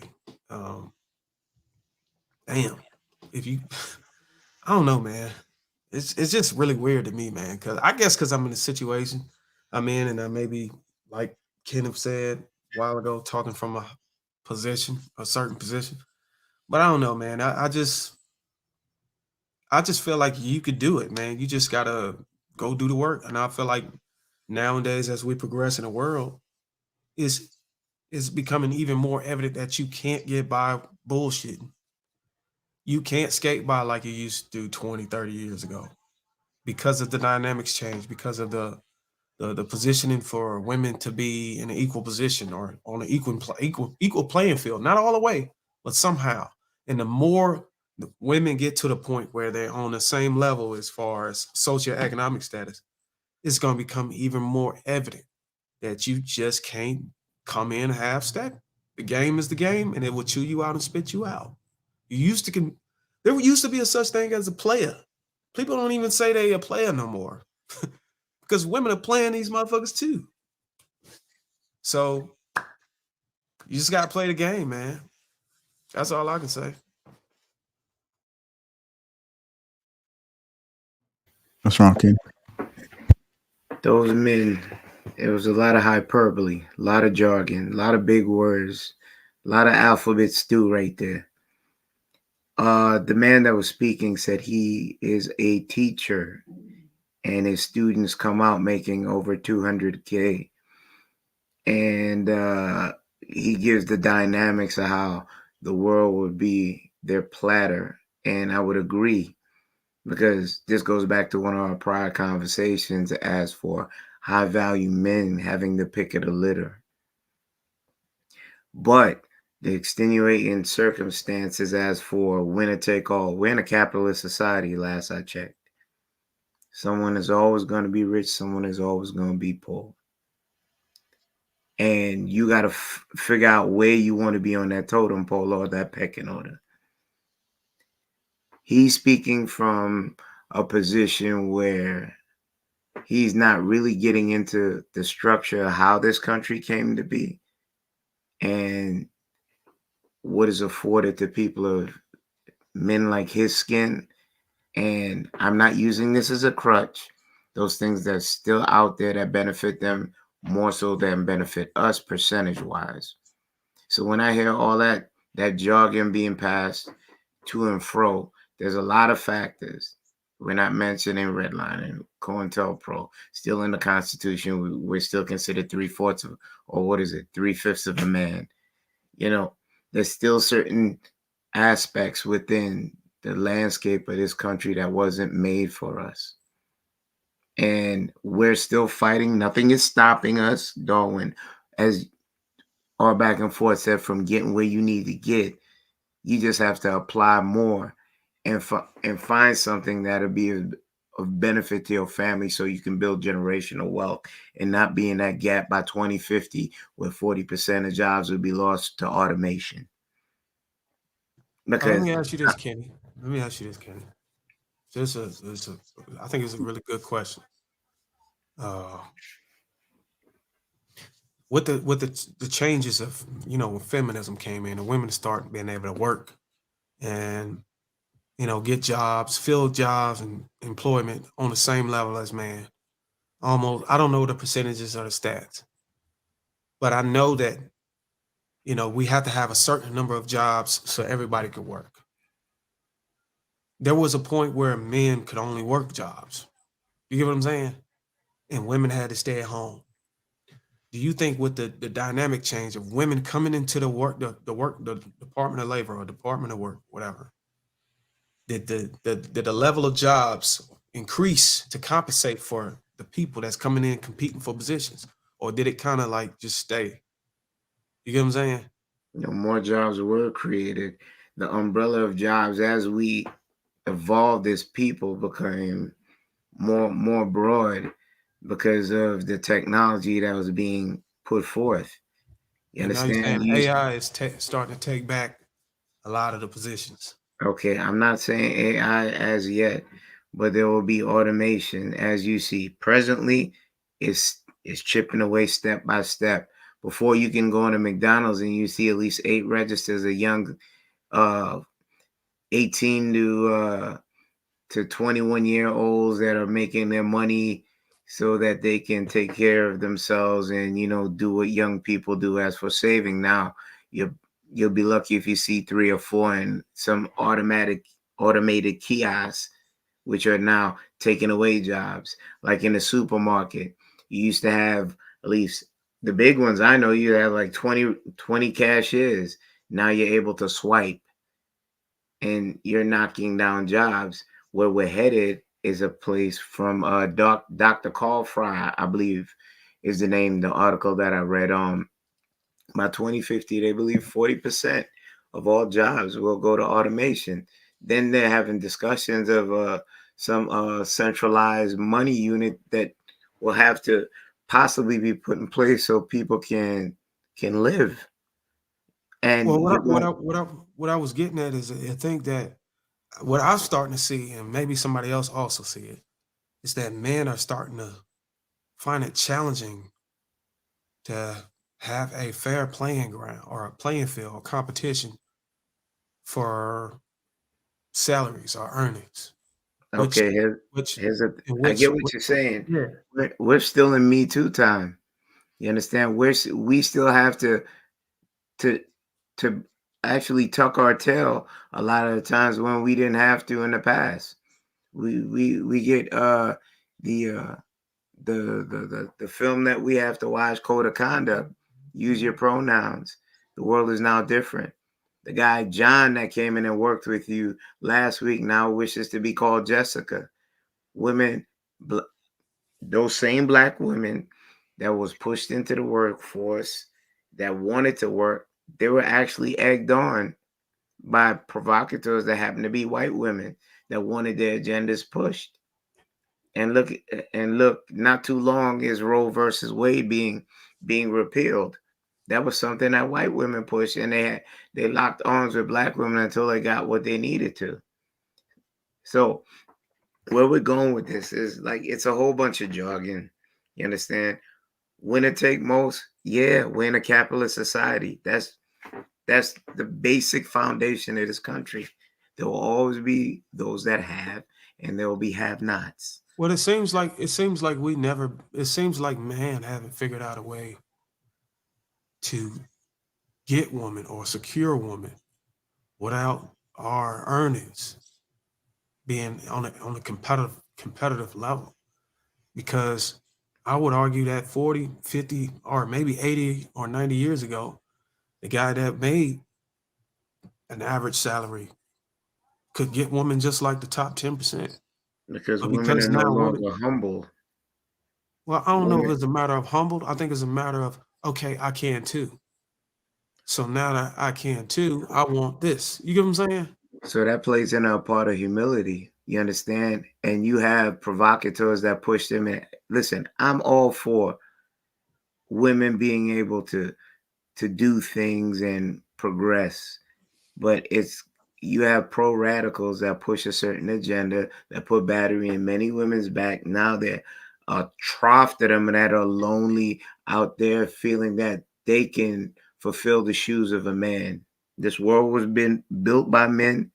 Women are supposed to be your rib, your security. As you look, like the situations that we argued, like in New York, if the average man makes, what was it, 44,000 or something like that, and the cost of living is high here, you actually do need a partner, because you're not in the upper tier of middle class or upper middle class or rich, so that you can live. You actually want to support your woman or the women that come into your life. But there's that dynamic of some, and I'm not saying all, a minority that look down on men. And that's my opinion nowadays with the conversation that we're having. And they come with their requirements. A man should be able to put forth the requirements. You understand? And acquiesce to have the conversation. And that's far and few in between. And this is not bashing women, but this is the trend that is going. So the man in the video said that you have this amount of women that come into the dating app and this amount of men, and they all want the small top percentage because of their earning or whatever. Let me ask you this. In America, if most women earn more than men, do you think men will get marriage? Or you think that the top Do you let's say 70% of the women earn 80K and above, and 70% of the men earn 60, around 60. What do you think would happen here? You think women would just say, oh, we just gonna go out and get? I think women gonna get passports. No, they would have to look within themselves. I'm gonna pass it to Marcus right now. They would have to look, what do you want? What's the outcomes do you want? Do you want to be sitting on a pile of money, lonely, sipping champagne with some other big back? I'm not gonna say that, and being lonely, or do you want someone that in your life to love you like that video short that I posted within our chat of a woman that says, I understand that I'm financially secure. I just want somebody to love me. And a lot of women, you know what I think is gonna happen? They're gonna all go for that small little 3% of men that's earning equivalent or above them. And those are the only men that's gonna get play. You never heard of the 80-20 rule? Only 20% of the men are getting all that sex. So it's gonna be in rotation. That's what I'm saying. Like it's gonna be chaos. But I don't think I'm aspirational. I think they'll get right. They'll have that awakening like Shannon talked about, like most men when they see a certain time, even though women develop quicker than us, supposedly by medical whatever they want to call it. I think they're gonna get it. They're gonna come to a point where I do not want to be alone. I'm gonna adjust the way I think and downgrade some of these audacious requirements and just find love. And I'm seeing it step by step. So I'm being aspirational. Marcus, I know you got a point, so I digress. So I got 2 points. One being the way that the dating market and marriage is set up currently, it allows for, if you're in that top percent of men, to just date and have sex with all of the women you want without any, like, as long as you don't get married, because you're like the way monogamy is kind of set up in the expectation of monogamy, you have these private relationships, so men can just run through women nonstop without any real type of responsibility to them. In the other cultures, when they have a surplus of extra women, they accept them into a home, so they're not just free floating. And the free floating is what's creating a dating paradigm, because there's so many options for that percentage of men, and everybody else is watching, but there's nothing to stop those men from having all of the options, at least limited. It's realistic that they're gonna have a lot, but you should at least try and limit it to, all right, well, here, if you was gonna have 40 or 20 or 15, now you got 3, go deal with that 3 and be happy, and let these other men have a chance to do something. But what you was gonna say something? No, so basically you saying if it's 2 men, if it's 10 men in the room, and there's 100 women in the room, and 2 out of those 10 men earn an attractive salary, all 100 of them women gonna be rotated by those 2 men. So I'm of the belief that money is only one factor, and it's not as important a factor as is made out to be. Just like I think height is only one factor, it's not as important a factor as it's made out to be. But for the sake of what I was saying, my point was that as it stands now, those 2 men don't commit, and then they give 98 or 100 women the confidence that maybe they can get those 2 men, which keeps them single as opposed to them choosing the rest of the men, because they're just vying after them. But if those men get removed off the market and then his time is consumed, he can't even interact with that dating market. So that takes him completely off of that. He stay in the dating market just to keep his options flowing. Just to keep him flowing. That, or aspiration, whatever you want to call it, is that some phenomenon is going to happen, and those 100 women are going to be like, oh, well, let's just humble ourselves and talk to the other guys. If those dudes was removed off the market, then maybe. Yeah, but as long as they have exist, to be removed. So basically, the argument would be those men that aren't getting no play would have to say, hey, all of you guys at the top 10%, please get out of the dating market so we can have a shot. And those guys are like, no, this shit is too fun. All right, I got to introduce another video. Capitalistic dating market. Just another video that we get to Hank. I got you, brother Hank. Oh, damn. Before you introduce it, can I say my second point? Yeah. All right. So in line with the point I was trying to make is, I'm reading this book right now called The Way of the Superior Man. I don't know if any of y'all ever heard of it. It's been good thus far from what I'm reading. And what it talks about is even as finances and gender norms kind of evolve towards being more equal, the problem is sexual polarity still exists. And it's going to be harder for men who view women as their equal or who manage masculine and feminine energy in the same way for them to attract a woman, because someone wants to be dominant and someone wants to be dominated within each relationship. And the closer we get where we move away from that paradigm, it's harder for actual relationships to flourish. And one of the things I was talking about in regards to evolving identity and masculinity, it's developing different skills to be more wanted on the dating market. Like as it stands right now, the only skills that we discuss for the most part is just make money. And maybe the money can protect, or maybe you'll be a fighter and then that should do good enough. But there's a large gambit of other things that go into what women actually look for long-term relationships. And we missed the boat, or we cut ourselves off from some of them because our identity of what we think masculinity is trapped in a small box that doesn't leave room for people to really grow up out of that. Similar to kind of like the stereotypes about what it means to be a black man. If you're not involved in hip hop culture under 40 as a black man, you're outside the box. And a lot of people don't see you as, you know what I'm saying, because of the way you get what I'm saying?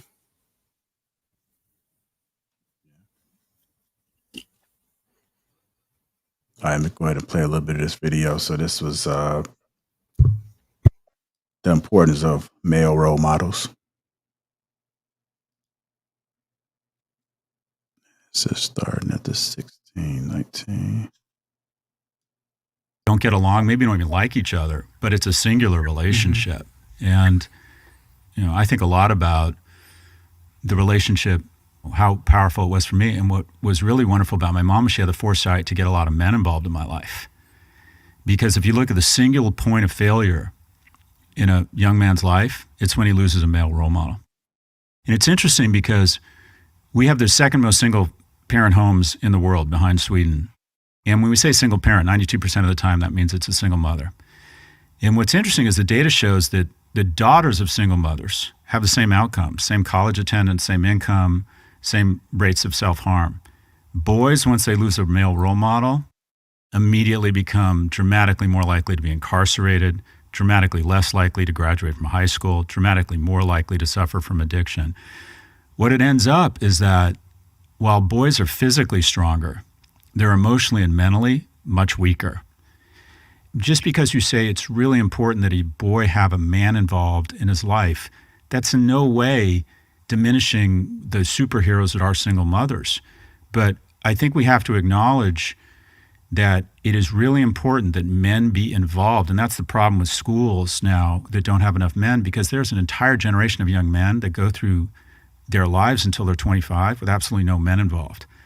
And if you have kids, you see that occasionally dad just plays a bigger role, his physical size, his voice, whatever it might be. And I'm thinking a lot about masculinity. I think the ultimate expression of masculinity is, I've got my shit so together, I can take care of myself. I can take care of my immediate family. I can take care of my kids, the people I work with. You know, I pay good taxes. But the ultimate expression of masculinity is getting involved in the life of a boy that isn't yours.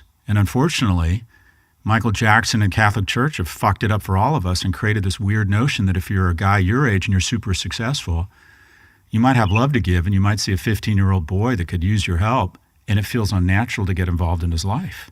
And that's not true. Yeah, the culture of mentorship has waned, to say the least. And, you know, I think it's fair to say that America was built on the idea of apprenticeship and mentorship. But that culture seems to have evaporated. Like, where are the mentors? Where are the sage counsels and the, you know, healthy masculine men who are helping to guide the next generation? All right. All right, Brother Hink, the importance of male role models. Oh, man, very important. Very important. I think if Darwin had one, he might have kept some of that shit his friends made and told him to himself, because he didn't have another male to talk to. So shame on Darwin for not getting one. Just playing with you, Darwin. It's all good. Don't go tell your wife that. Um, as far as male role models, yeah, that's very important. And I heard what the guys are saying at the end, how it could be scary and all that good stuff. You just got to protect yourself. You just got to cover yourself when you deal with situations like that. I don't think we should stop being role models, especially for young black boys that really need it the most. I'm talking about community because that's what's important to me. That's a factor. I mentor a young man right now. He's 26, going on 27. And he shared some things with me, man, that was just really touching. And I just encourage him to keep on fighting, man. Keep pushing through. You know what I'm saying? But it kind of reminds me of some of the young kids that I deal with that didn't have their fathers in their life, and just hearing some of the stories and trying to talk them through it, man, and trying to relate with them because I can. I went through that where my great grandfather and my uncle was my mentors, even though they was family. They were still my male role models in my life, and they really poured into me. And I think without that, I don't know where I would. Well, I know I'd probably be dead in prison right now. That's probably where I would be. That's the road I was heading down. Before my uncle pulled me in his barbershop and started giving me the opportunity to make a little extra money, sweep up the barbershop and listen to other elder men in the barbershop pouring into me. You know what I'm saying? Because of they seen a concern. You know what I'm saying? So male role models are definitely, especially in schools. I think he was spot on. These young boys need to see more male teachers. I would like to see more male teachers. Unfortunately, they're not getting the respect that they deserve by the pay. So that's deterring a lot of men from going into education. Now, once you get to college, you talk about professors, then that's different. Their pay is pretty good, and you might have a lot more male professors there. But as far as on the the elementary level, the middle school and the high school level, this is very rare. I could count on one hand how many black teachers, male teachers that I had. You know what I'm saying? And I didn't see my first. Well, I see my first one in elementary, but he was a gym teacher. And so most of the time, that's the jobs they have in the school. My second one, it wasn't in middle school, but it went to high school where I see my next one. And he was, so it happens, my black history teacher. I would like to see more men get involved by doing that. Doing what you can. I mean, even if it's just one day a week, nobody says you got to do it for, spend your whole 8-hour day or nothing like that, but just give back somehow, some way. And even if you're not doing it in person, you doing it on Zoom calls, mentoring to young people, you could do it that way just to protect yourself. If that's what you feel like you need to do, then do that. But definitely, I think it's very important for us as blacks. All right, before anybody else talk, let me go ahead and just add another video in. This is masculinity and fitness, and then we'll go ahead and keep going around.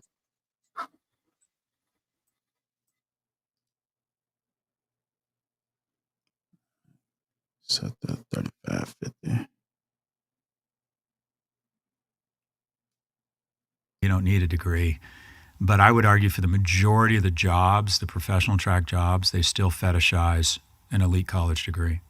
Part of getting young males out of the basement and into the world and face-to-face with people requires some modeling of that healthy behavior. And I think what's so potent about who you are and how you show up is that you're this really successful dude, but you're also like an alpha guy who's progressive, who's ribald at times, like you're not afraid to tell a dirty joke, you're strong, you're fit, and you know what you're talking about when you're talking about economics and social sciences, et cetera. Why aren't there more people like you? Well, you're being generous. Let's unpack that. Remember the Presidential Fitness Awards? Sure. I was going to figure out a way. I got it 3 years in a row, and then I hit a growth spurt in the 8th grade, and I didn't get the badge, and it was devastating for me. And I started doing pull-ups every day until I got back to 7 pull-ups, which is what I needed. We have become so politically correct that we romanticize obesity. You're finding your truth. No, you're not. You're fighting a fucking ventilator. I mean, that's not to say that we shouldn't have empathy. We shouldn't figure out programs to give people in food deserts opportunity to eat more healthy, but we should be celebrating fitness. One of the first things I say to men, if I coach a young man, lean into your strengths as a man. We have superior or more dense bone structure, a lot more muscle, and then testosterone gets poured over it. I think any man under the age of 30 should be able to walk into any room and know that if shit got real, they could either kill and eat everybody or outrun them. And it's an amazing feeling. It's going to make you kinder. Who breaks up fights at bars? A big, strong man. Who is kinder? Who has an easier time finding mates? Who wants to protect others? Who's going to be less depressed, make more money? Fitness and celebrating strength is a wonderful thing, especially for men. It's key. And then we have become so politically correct around potentially offending people. The people who were the most profane used to be the most liberal. Lenny Bruce, Richard Pryor, George Carlin. And on the far left, we become such snowflakes that anything, I think the thing that hurts people from being elected to implement many of the policies I'm promoting is that we're seen as humorless. Like at some point, we're going to get to celebrate our differences. I co-host a podcast with Kara Swisher, who's a lesbian. Mm-hmm. I make fun of her sexual orientation. I make inappropriate jokes. And then there's a pause, and she laughs, and she gives everyone else permission to laugh. I think that's really important. Social media has created this infrastructure where you get guardian of gotcha points by if someone says something off color, you go after them. And I think it's awful. And I purposefully dial up the profanity because I'm like, for God's sakes, the left needs to take back profanity and vulgarity. That doesn't mean you're a bad person. But what you do is also matched with, a compassion and a vulnerability, because I think what you just shared is also the portal to bad influence on the internet, like make your bed, get fit, eat right, show up when you say you're going to show up. Those are all sound and solid principles. It's good advice.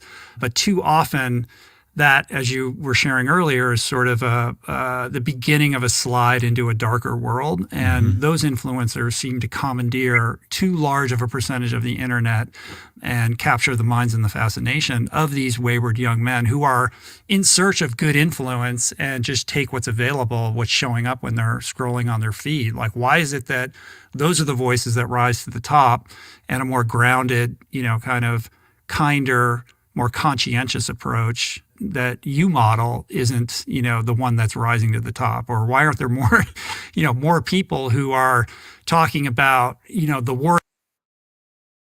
All right. So you had that one line everybody was raving about masculinity and fitness. Wants to go ahead and start tackling this? I think you 100%. Oh, you got it, Shane. Go ahead. I started already. I'm sorry. No, I think he 100% right. Being a competent man that's capable of violence in most cases will give you an air of confidence where you feel comfortable in most scenarios because you can take it. Hold on. Go ahead, Shan.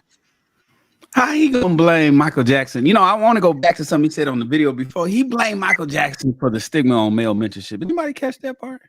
He's like, I'm like, I don't be blaming Michael Jackson on that, man. But look, man, listen, masculinity and fitness. Listen, if anybody watches my channel, JR, I ain't gonna do no plugs. I understand, but That's all good, man. That's wrong for everybody. come on, man. My army, that's all we talk about. Masculinity, fitness, and male mentorship. In fact, my answer to this guy's video, the first one where I was talking about men need to have a group and need to have a coalition of men, really should have been inserted at this part of the video. And then the guy was like, how come we don't have more men like you? And he was like, are you being generous? Let me tell you why. Because a weak man in mind and body is easily controlled.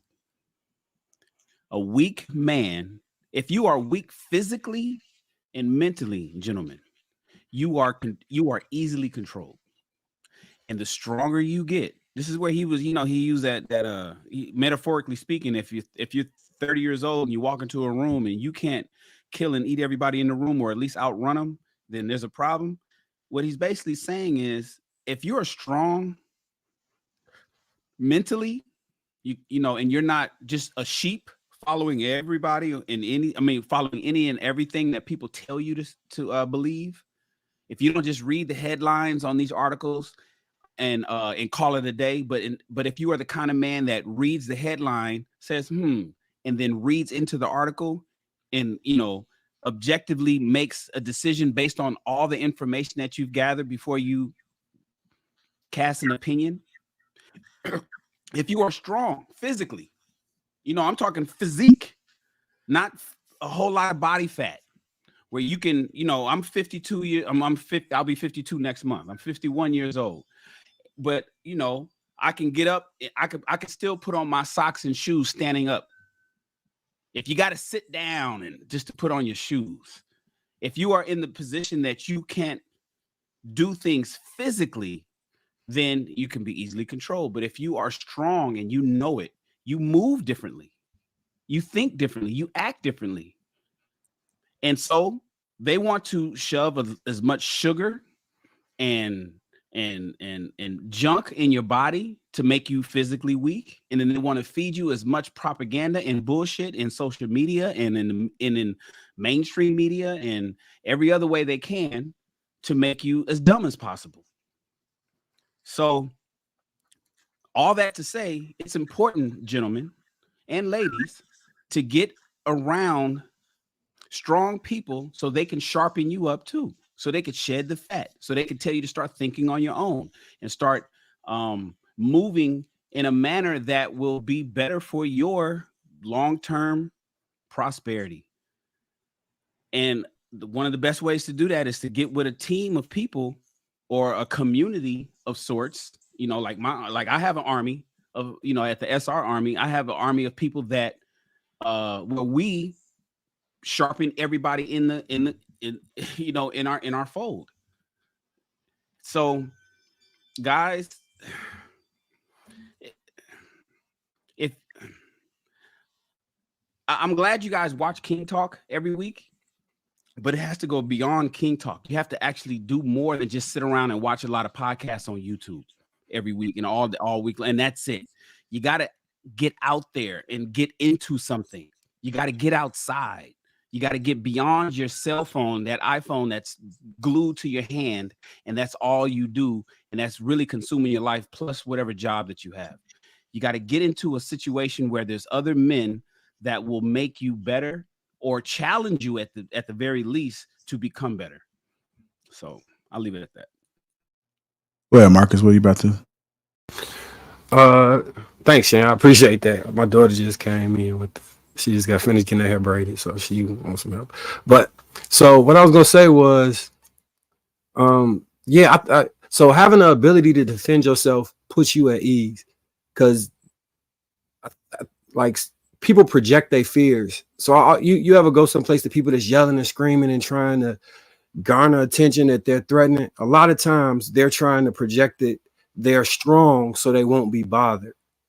Like what is the other word says, when weak appear strong, when strong appear weak. I think that kind of transcends into the confidence we move through the world with. There's some people who have interactions and it's like, it's calm, it's even keeled, it's them trying to de-escalate situations, not because they're afraid of the other person. They might be afraid of themselves or the outcome that comes from that. And with that responsibility of knowing how that can go, they have to make sure they don't wind up in those type of scenarios. Like when you see like a Chihuahua, it's always yap. A cane corso just be standing there looking at them because it does not see them as a valid threat. It's just like, dude. Now, when a bigger dog comes, then he might perk up and actually act like there's somebody there. But I think that transcends it from not just being in a protection mode, but also in how you interact with women, how you interact with other men, how you interact with society, and the confidence that you move through life in. And it all can stem from being in shape, because you feel better about yourself. The way you look helps people interact with you better, and the way they interact with you makes you more positive to interact with, and that makes more people interact with you, and it becomes a snowball. So yeah, you 100% right that fitness plays a part in that. It definitely plays a part in that. All right, a little bit more of this video right quick. Warrior mindset, but from a perspective that the ultimate warrior never has to remove their sword from the sheath and is a protector of those that are weaker and is a compassionate force for the community. Well, unfortunately, again, thanks. I think you're being generous. We've conflated toxicity with masculinity. You don't hear the term masculine femininity. We've spent the last 30 or 40 years highlighting the wonderful things about feminine attributes. It's a celebration. It's wonderful. Women are doing so well. More single women own a home than a single man. It's now 60-40 female to male college grad enrollees, and it's about to go 2-to-1 college grads because men drop out. In urban areas now in the U.S., women under the age of 30 are making more money than men. And by the way, that's wonderful. We should do nothing to get in the way of that.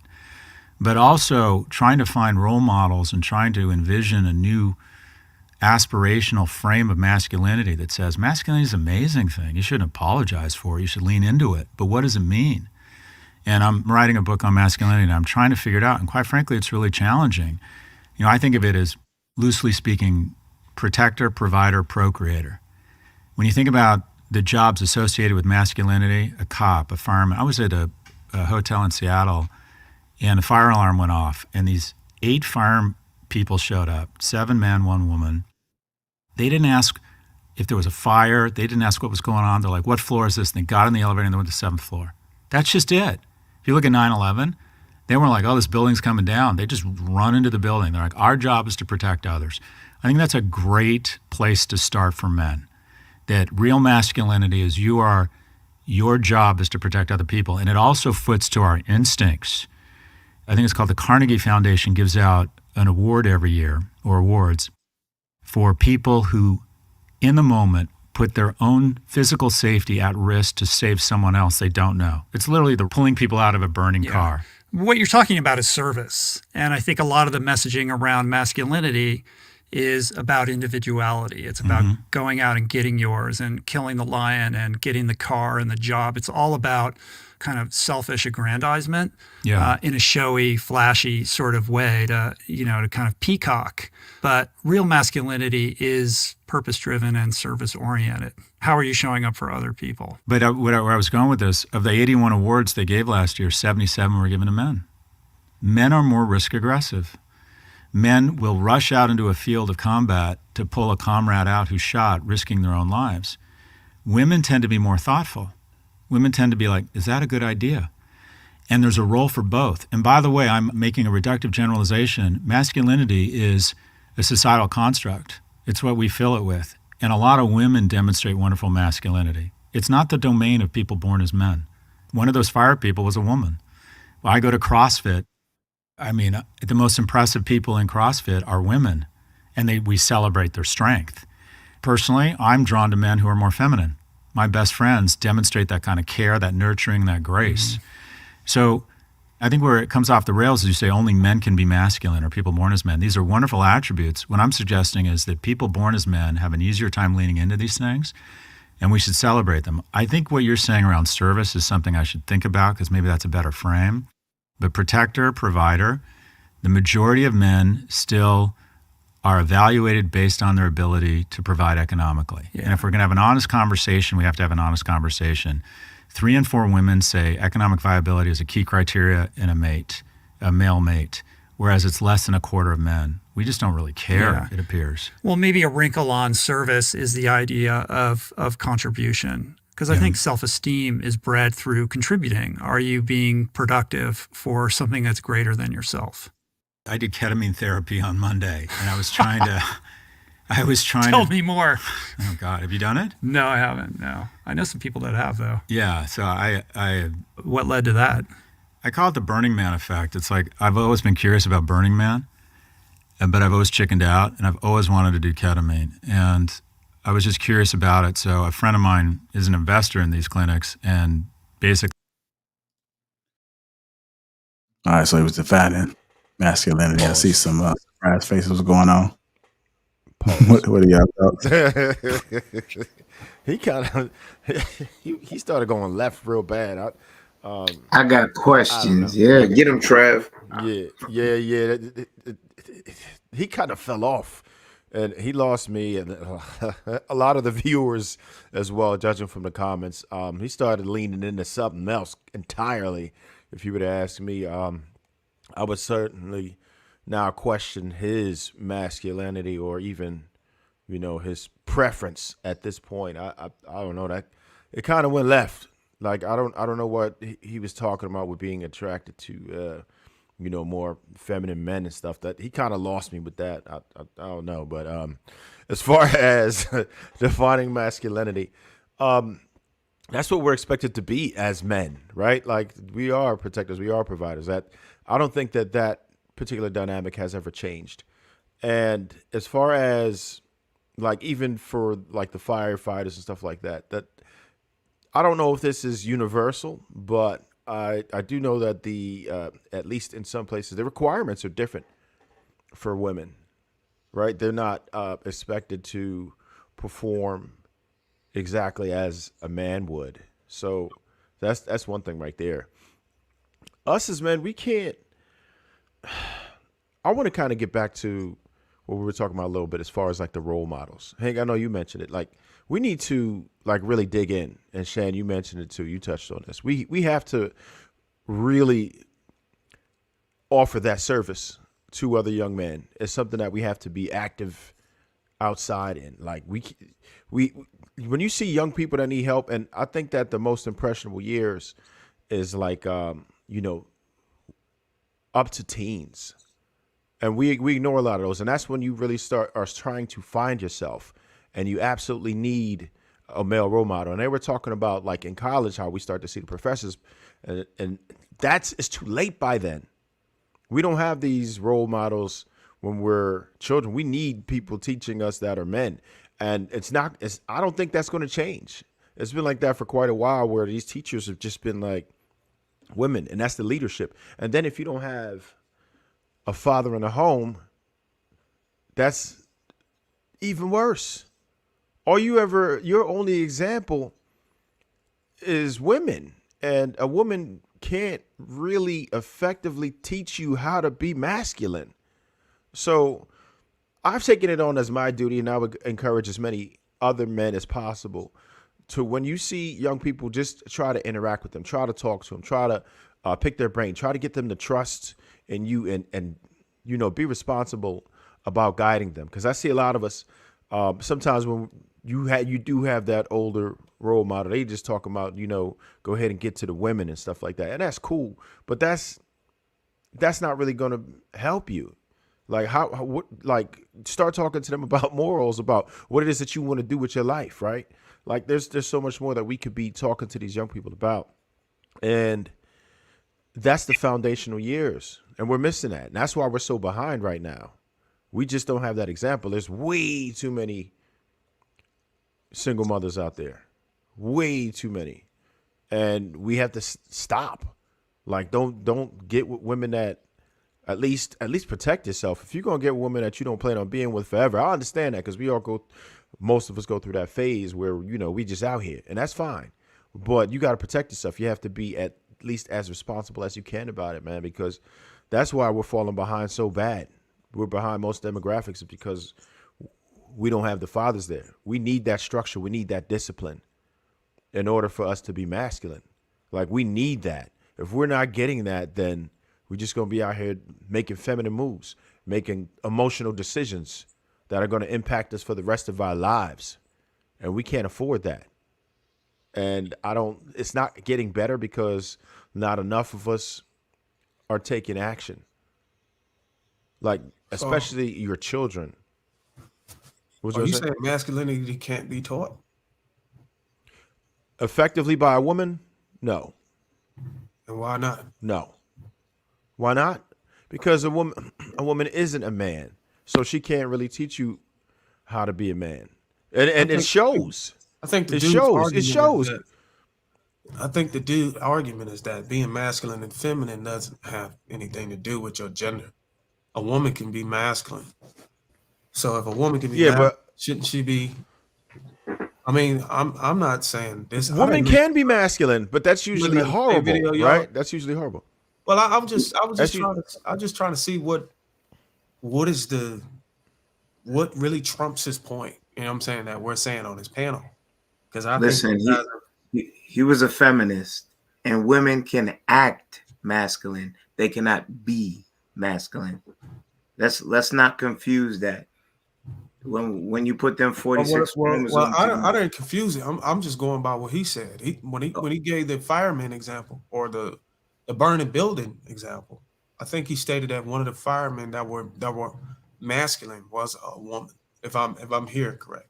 Okay, here's what I took from the points, his POV. He's a feminist.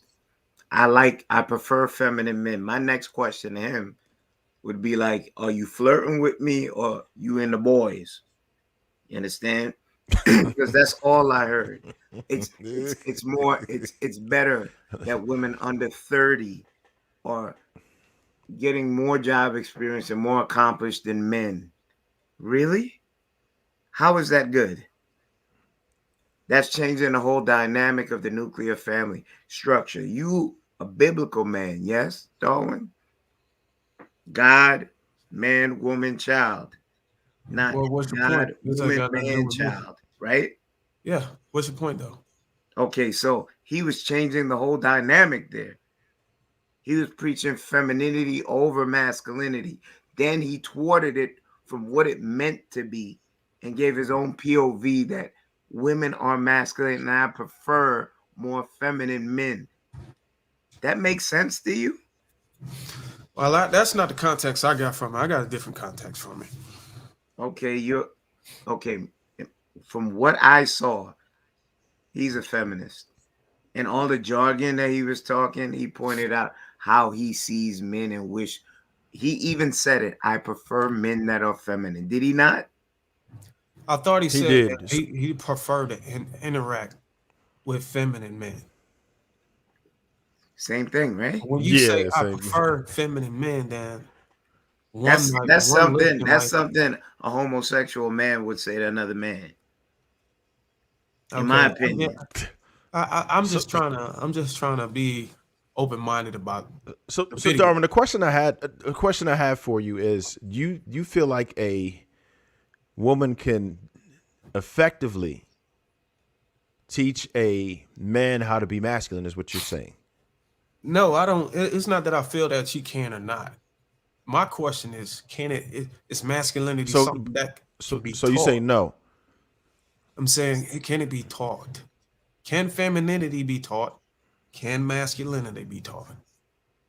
And if I it can think be so. taught from somebody who's a subject matter expert in teaching it, what does it have to do with the gender behind it?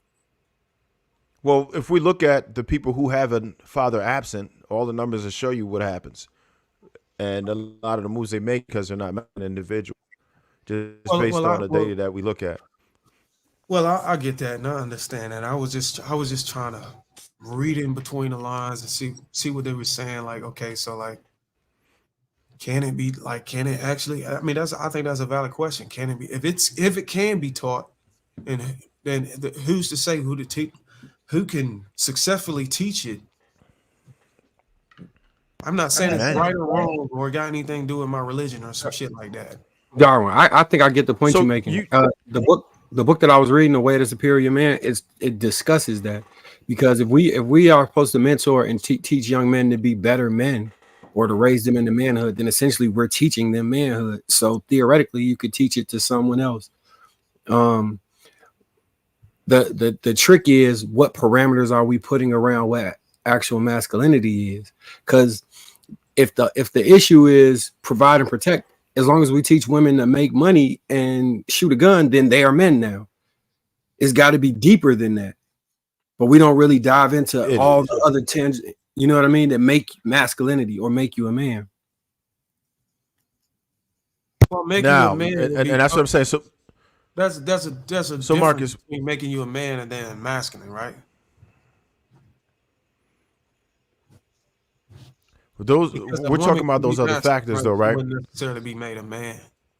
She just So make it to behavior. those attributes that you're talking about, Marcus, those other attributes that's a lot deeper, that make you into a masculine man. What are you going to say those are? So I would say selflessness, more servant leadership, more I think, let's see, bravery, what else? A more structured person. So someone that understands the bigger picture and can structure an idea, society or family around that idea. A sacrificial person. This is just off the dome. If I sat down and thought about all the parameters, though, I come back to me. I think I want to. So the only other part of that is, do you think that women are effectively doing that right now? That women are? Yes. I would say they are, and that's the reason why a lot of them aren't married. You said they are? I feel like women are becoming more masculine, and that could be one of the reasons why they're not, desirable as a mate from a masculine man, Okay, so to speak. You know what I'm Here's saying? the crazy thing. I've had That's like conversations where women would behave like their whole persona was very masculine. You know what I'm saying? a And not woman saying that that she was a man. emulates masculinity is like a stud female walking around with a strap on. So y'all agree that Here, I'll explain it to you guys. y'all are saying masculinity is being the male gender. No. Well, masculinity is maleness. So masculinity can in fact be taught. Yes, it can be taught. It is a behavioral structure that can be groomed into an individual. If you take a young boy and you give him dolls and dresses and pink cotton candy and girly shit all his life, it ain't like he's gonna just automatically want to reject that. If he believes that if he's taught and groomed, especially in his first 5 years, that is what is supposed to be done, that's what will happen to him. You see it all the time in these Hollywood people that adopt kids, and next thing you know, they got their sons in dresses and shit. It can absolutely be taught. That's why we say men are important in the homes. That's why me as a father of 2 young boys, I got to unprogram my sons from a lot of shit because I get my children every week. So me and my ex, we have a 50-50 on everything with raising the kids. She has the school time, and then I have the weekend. So she has them Monday through Thursday. I got them Friday through Sunday every week. And a lot of times, because I know my sons are around grandma, sister, auntie, teacher, principal, all of them is women. They get around me and I gotta reprogram. So I gotta I gotta and they enjoy it. They can't wait to come see their father every week, like clockwork. Masculinity. So there's 7 things that I tell people. Well, what is masculinity? I think that's what you're asking. What is masculinity, Shan? What does that mean exactly? Well, there's 7 things that you want that defines that. Okay, men typically know what they want. Women are more fluid with it. What do you want to eat tonight? Well, I'm hungry, but I don't. Men know what they want. That's what men do. It's defined. It's hard. It's a hard number. This is what I want, and I'm gonna go get it. So that's a trait of masculinity. Men are focused and sharp. We typically not only know what we want, we know how we're gonna get it. We got blinders on when it comes to getting shit done. That's what we do, and that's another thing. GTD, we get things done, and so men also, we keep our word. That's a masculine. Your word is your bond. That's not something that's typically told to women, but men, as a boy, you guys remember it. Your word is your bond. Your word means everything. Men keep their words. That's the trait of masculinity. Men are honest. Honesty is the best policy and all that kind of stuff. But men are honest. We tell the truth, whether we like it or not, whether it works for you or not, whether it goes against you or not.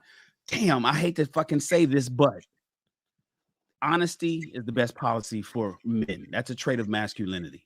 Men also, I like to add, look good. We groom ourselves. You know what I'm saying? We look sharp. We're not scraggly and think about it. One of the arguments that a lot of women, men don't have no wall, men don't hit the wall, and then they got the picture of the dude with the beard that don't connect, and his hairline is receding, and he's fat and sloppy and whatnot. So men typically make sure that they look good. We groom ourselves. We keep our nails clean. We do things, even though we working out in the fields and we getting dirty and we got oil and we building out there building the world, we go and clean ourselves up. And when we do that, and that's why women don't necessarily need to see us naked. They want to see us in a suit. When they see a man that's worked hard all day and then he gets home and he gets clean and fresh and he's smelling good and he puts on a suit, that's a turn on for her. That's what I mean by masculinity. The other one is men also we're solution based. And I think a lot of the messaging around masculinity is about individuality. It's about going out and getting yours and killing the lion and getting the car and the job. It's all about kind of selfish aggrandizement in a showy, flashy sort of way to kind of peacock. But real masculinity is purpose-driven and service-oriented. How are you showing up for other people? But where I was going with this, of the 81 awards they gave last year, 77 were given to men. Men are more risk aggressive. Men will rush out into a field of combat to pull a comrade out who's shot, risking their own lives. Women tend to be more thoughtful. Women tend to be like, is that a good idea? And there's a role for both. And by the way, I'm making a reductive generalization. Masculinity is a societal construct. It's what we fill it with. And a lot of women demonstrate wonderful masculinity. It's not the domain of people born as men. One of those fire people was a woman. Well, I go to CrossFit. I mean, the most impressive people in CrossFit are women, and we celebrate their strength. Personally, I'm drawn to men who are more feminine. My best friends demonstrate that kind of care, that nurturing, that grace. So I think where it comes off the rails is you say only men can be masculine or people born as men. These are wonderful attributes. What I'm suggesting is that people born as men have an easier time leaning into these things, and we should celebrate them. I think what you're saying around service is something I should think about, because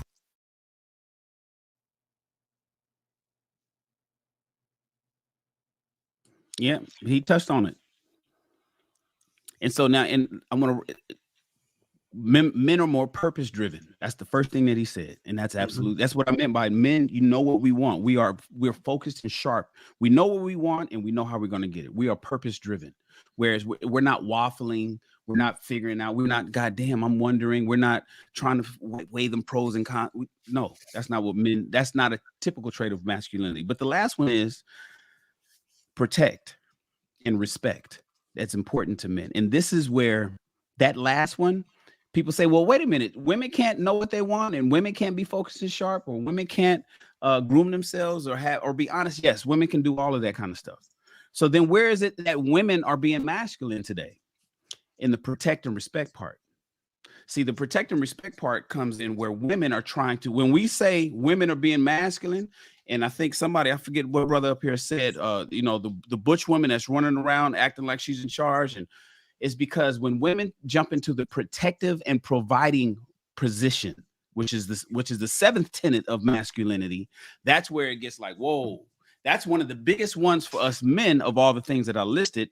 And one of the things that women are now trying to do. That's women. I think Kenny said it. Women are trying to act like men, not be men.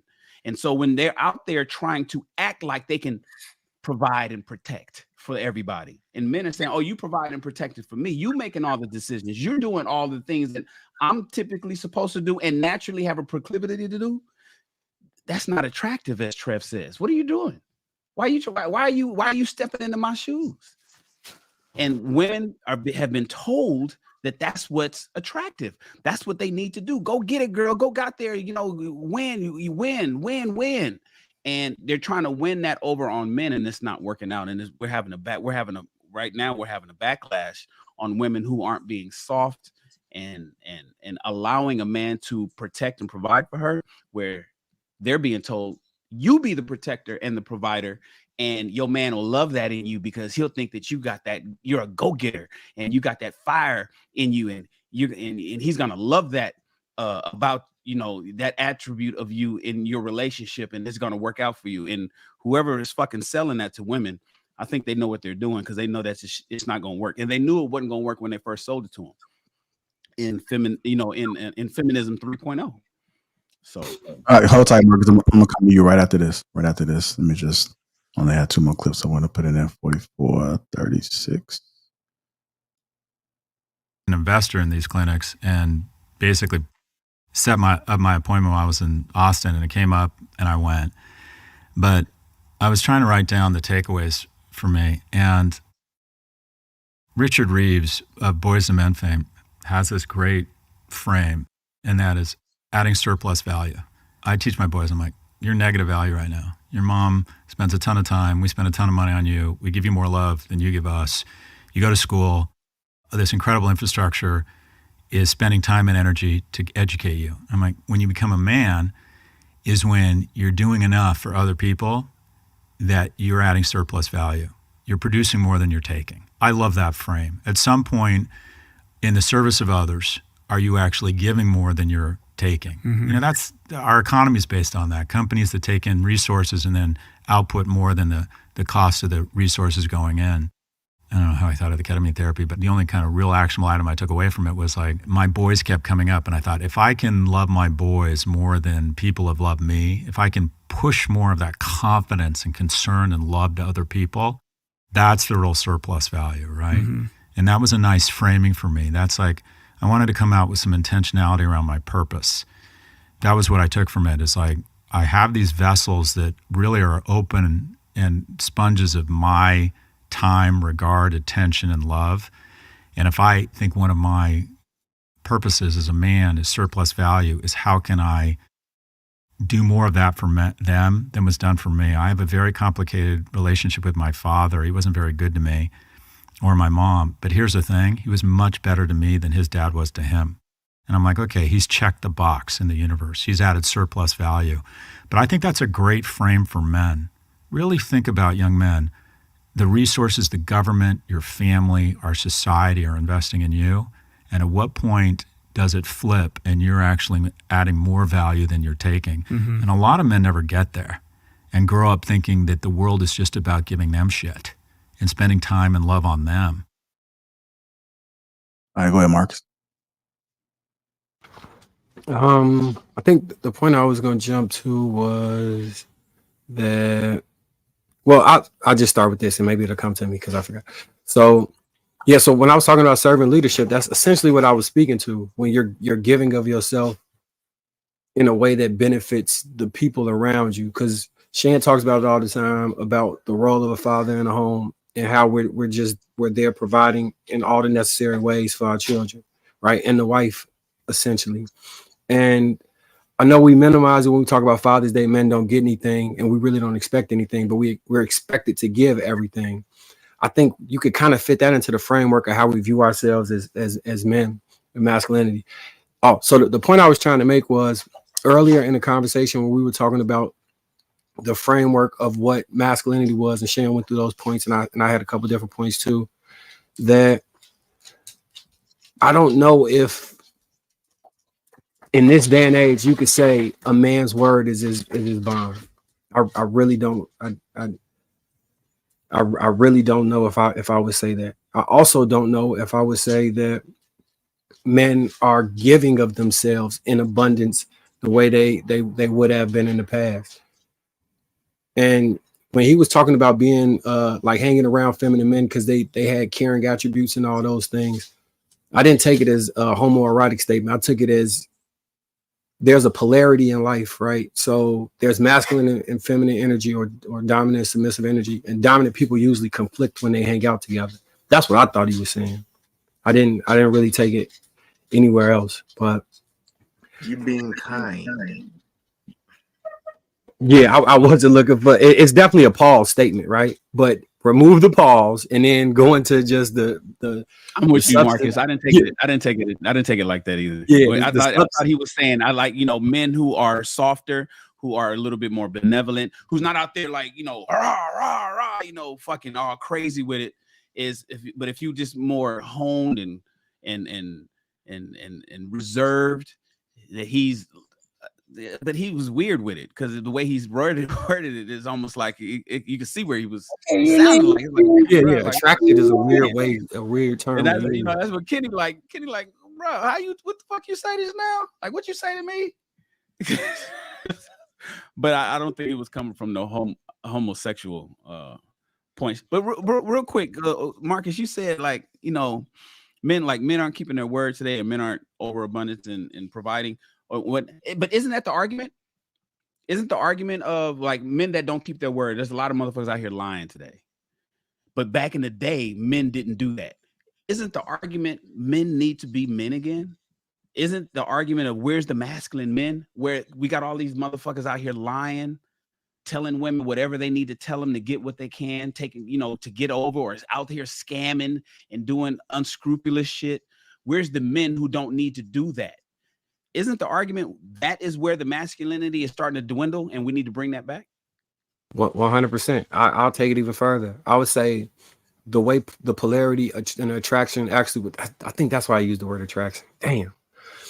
Because I don't think he was talking about attraction that way. He was talking about feminine energy radiates and attracts towards masculine energy. So it's when you talk about the yin and yang and magnetism in life, you usually attract the opposite to you, which is, I've used this example before about the type of woman I like is extremely submissive, extremely feminine, because I operate within this space. And they're usually attracted to me because I operate in that space.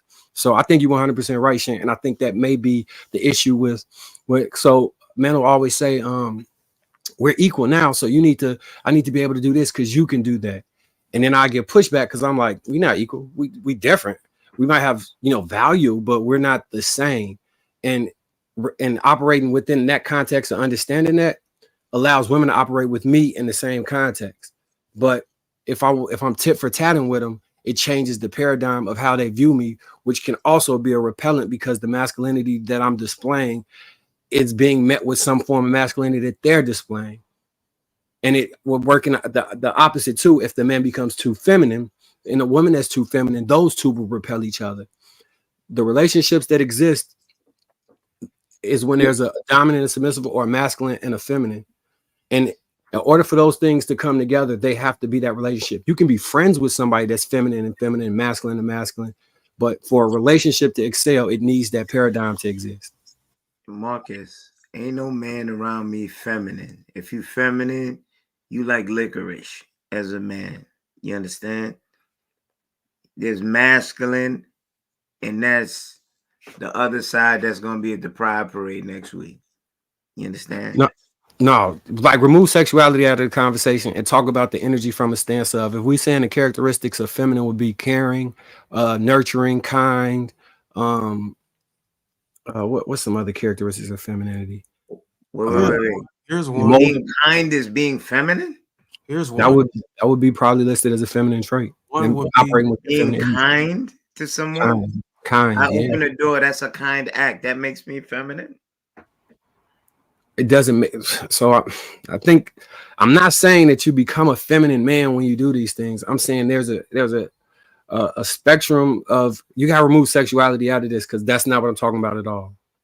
I'm not talking about sex in no way, shape, or form. There is nothing in regards to this.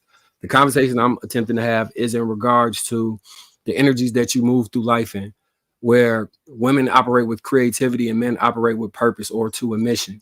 And things that fall under those things, when you're trying to complete a mission, kindness doesn't fully fit into where it's not the main. It's not to be factored in when it's time to complete the mission. You complete the mission however you can complete the mission. Now, when it comes to creativity, you can factor in kindness. Now, it's not to say men who operate right here can't be kind, but they're operating in a trait that's not necessarily described typically as a masculine thing. You understand what I'm saying, Kenny? Yeah. I get. I don't agree that being kind is a feminine trait at all. I don't think so. I get where he's trying to go with it as for energy, but yeah. But none of those that he described are feminine, though. That's not feminine. That's my thing. Like even as a father, we're expected to be nurturing to our children. It doesn't make you feminine, right? It's just something that we do, right? You could be the most masculine dude ever, and I don't feel like that's a feminine trait. I don't think that kindness is a feminine trait. I don't think that even now when you start talking about the other things you mentioned earlier, like being submissive and shit like that starts to get into the femininity, and that's something that you shouldn't be attracted to out of a man. So Well, I don't want. Let's not get caught up in the semantics of what Marcus said. We understand the point. Like, okay, first of all, nurturance is a femininity trait. Is a feminine trait. I get it. You know, men should be, but nurturing. When your son does a backflip off the back of the sofa, we like, ha, that's my boy. Whereas women is like, oh my God, are you okay? You know, nurturing is, are you making sure that everybody's fed and everybody's taken care of? Do you have enough blankets? Do you have a pillow? Or is everything, you know, is the temperature in the house? The nurturing side of humans is a feminine trait. That is not saying that, but also just like I was saying, all the things that I was talking about for men and masculinity, women can have as well. You know, so we all share the traits. Men share feminine traits. Women share masculine traits. It's just which one are you heavy on? We're you know, if it's a scale, how much of we all have something on both sides of the scale. Where are you heavy at? You know, and so nurturance is one of them. You know, sensitivity and sweetness is another one. So for women, when it comes to being feminine, sensitivity and sweetness and softness is important. That's a feminine trait. Supportiveness is another one, and being gentle. So, you know, not saying that men shouldn't be supportive and men shouldn't be gentle, but gentleness and softness is a feminine trait. And if you had to have it on a scale, how heavy are you on it? Are you super sensitive, fellas? Are you super sweet with everybody you talk to? This is why when two girls get together and they're besties, they can take pictures kissing each other. And we'd be like, oh, they grew up together. Those are two homies. We don't look at them as lesbians. We just say, oh, those two girls is, hey, they can go and give each other kisses and hugs and all that. And we do not automatically jump straight to lesbianism. We just say those are two sweet girls that love each other and they grew up together. But they got boyfriends and husbands and they're completely heterosexual. But you ain't gonna find two dudes. Oh, that's the homie. And then fucking kissing each other. That's not happening. You know, but I think that what men do that's equivalent to that is, let's say me and you are at a pier and I run up behind you and just push you in the water and shit. People are looking at me like, oh, they brothers, man. They grew up together. Because anybody else would get their ass kicked. You get what I'm saying? Right. You know, men hug. You know, we hug each other. What's up, man? Come in. We bring it in tight. And then we embrace. But listen, if I was to see Kenny, right, if I was to shoot out to New York right now and I ran into my man Kenny, when I see him, give him a dap, bring him in tight, I'm embracing him. But it's a male embracing. But nevertheless, I'm still doing something that if that was heavy on the feminine side, Kenny would be like, what the fuck's going on, bro? You know, don't. So we all share all the traits. And I think that's what Marcus was trying to explain. He may have said, kindness, but you know, he really means sweetness and gentleness and warmth, which is in fact a feminine trait. Look, I think when Sarah was on here, I think she said it's energies. I think that's how she described it. I got one more clip, y'all. One more clip, and this one, last one, we was talking about changing relationship with alcohol. It's 103.53. I'll play it. For so long. So George Hahn, who's a close friend, he thinks just the world of you, and he says that you both is great. You both share a history of addiction. Yeah, that's how he found you. And what I'll say, and this is strange, but I've been thinking a lot about the ketamine therapy I did almost a week ago now. This is the first 7-day period I've gone. I was just thinking about it, and it happened accidentally in 30 years where I haven't had alcohol. And it's not because I had some revelation that I was an addict or I needed to stop.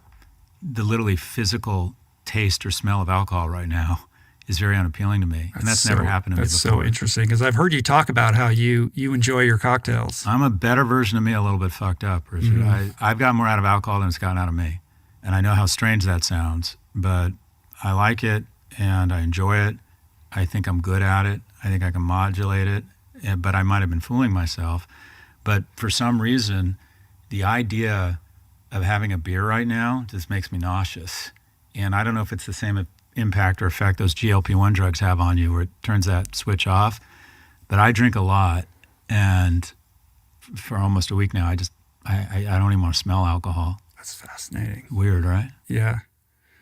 maybe go 30 days. Yeah, see what it's how it like. goes. Yeah. You know what I mean?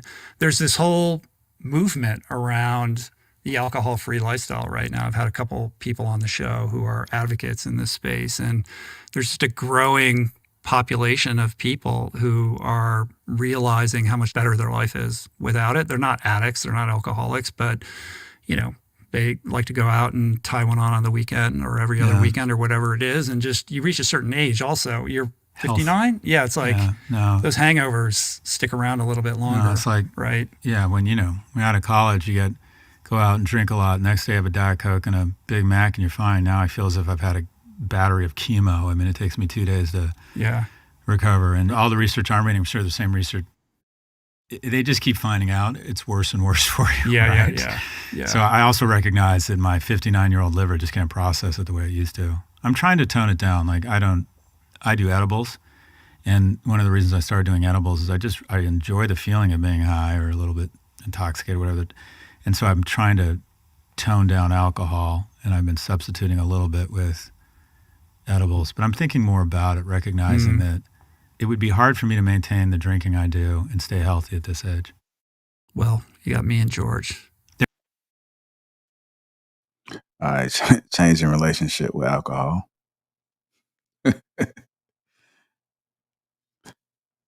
Laughing at Trey. I don't drink, so this is on y'all. Yeah, he switched one thing for another. So I guess he's just used to having a vice. Me personally, I cut down my alcohol intake by about 90%. I used to drink pretty much like 5 days out of the week, right? And never to the point. I mean, well, yeah, when I was young, college days and stuff like that, yeah, I would get blasted all the way, right? Just doing all kind of whatever. But you make poor decisions. At this point, I didn't stop drinking because I thought that it was like an issue as far as, me getting too drunk or making poor decisions, because I've learned to manage that. But what I do realize is that, and I haven't had any adverse effects yet as far as like liver or all of that nonsense. The recovery time is definitely different.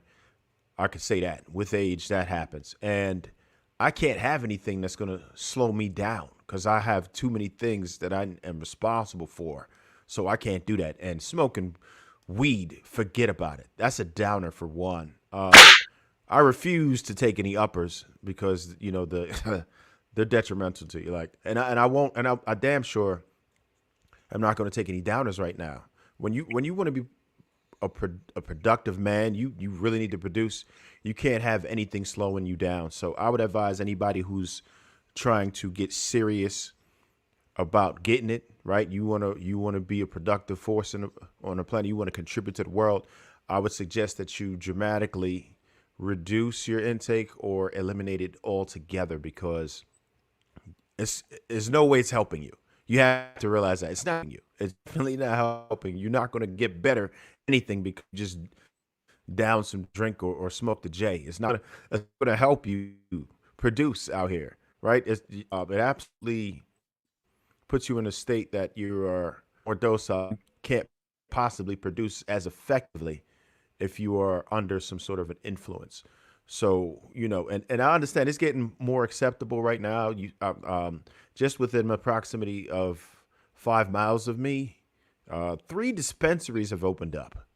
And I know it's a money grab because the governments are starting to get bread, and then now, your homeboy Biden wants to make it federally legal, likely so he could get back in office. But I don't accept it, and I wouldn't encourage it at all, because it's not going to help you. I was never really a super fan of weed and edibles. Anything else, like it's not going to. Like I said, if it's for medicinal purposes, there are some situations where if you are prescribed it and you actually have some type of pain or something that you're dealing with, I get it.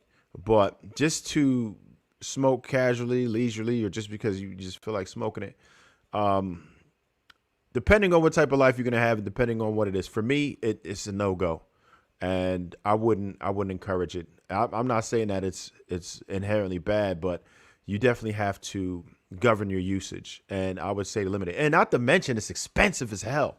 Like smoking weed, I just thought about like like I've watched people who smoke. If you smoke about a lot of people do an eighth a day. A day. That's like, in a range between $40-$50, depending on how large a pack is. And I'm just like, damn, if you just put that money, and you're doing it not 5 days a week, but 7 days a week. If you put that money towards you could probably get a small house with that. You could absolutely get you a Benz with that. You could invest that money and make that into millions in no time if you put it in the right places. So there's so much more things that you can do with your money aside from that. And drinking can also be expensive, right? If you're one of those malt liquor guys, maybe not so much.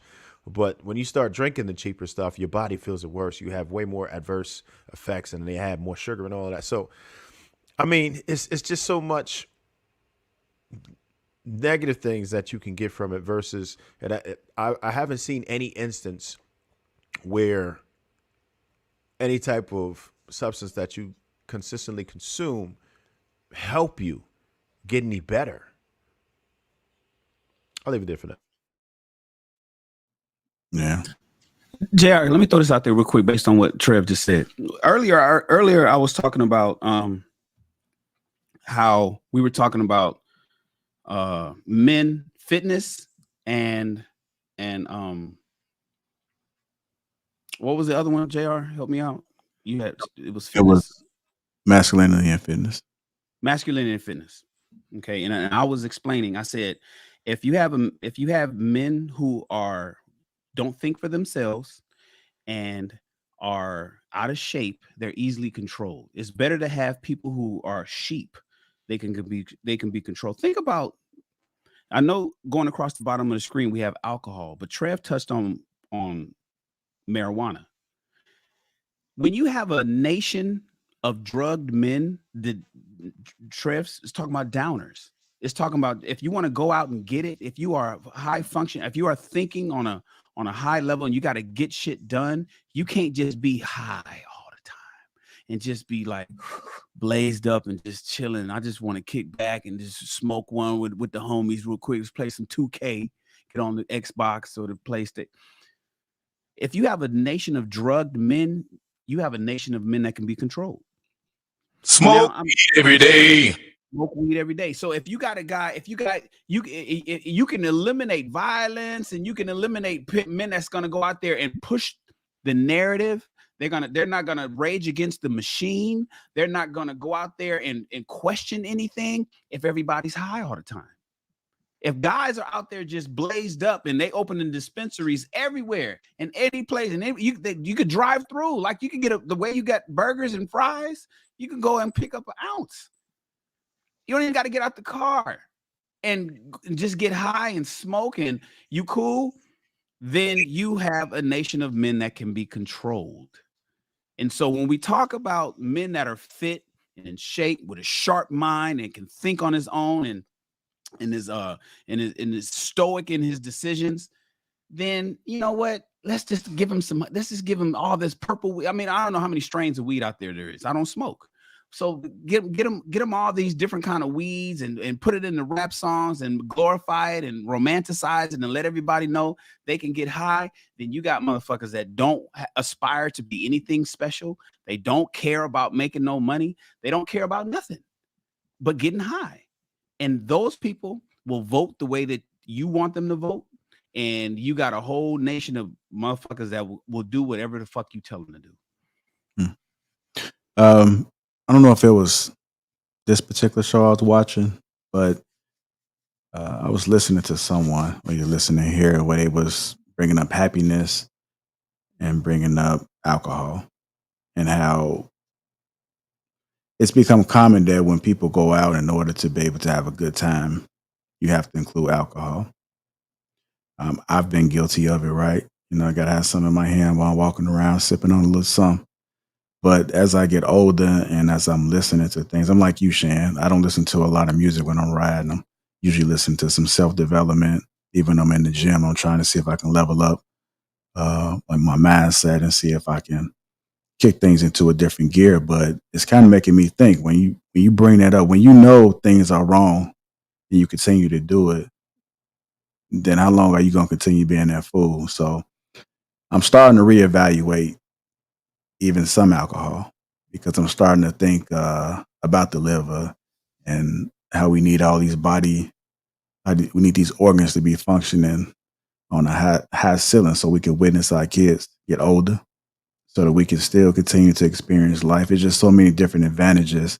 And when somebody bring it up like, damn, like you take away the alcohol, are you happy? Are you enjoying yourself? You can't enjoy yourself without that.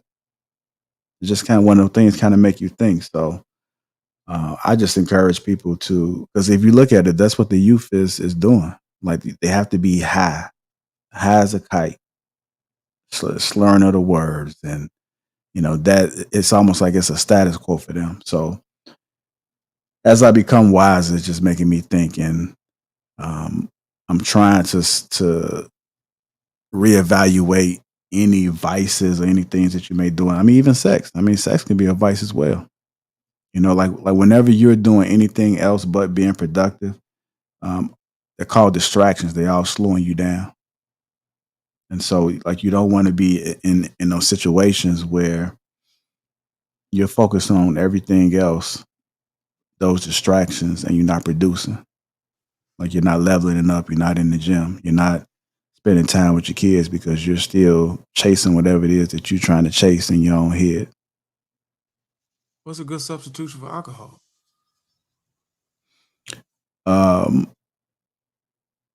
Spending time with your kids. That shit gonna make me want to get some alcohol. No, I'm just kidding.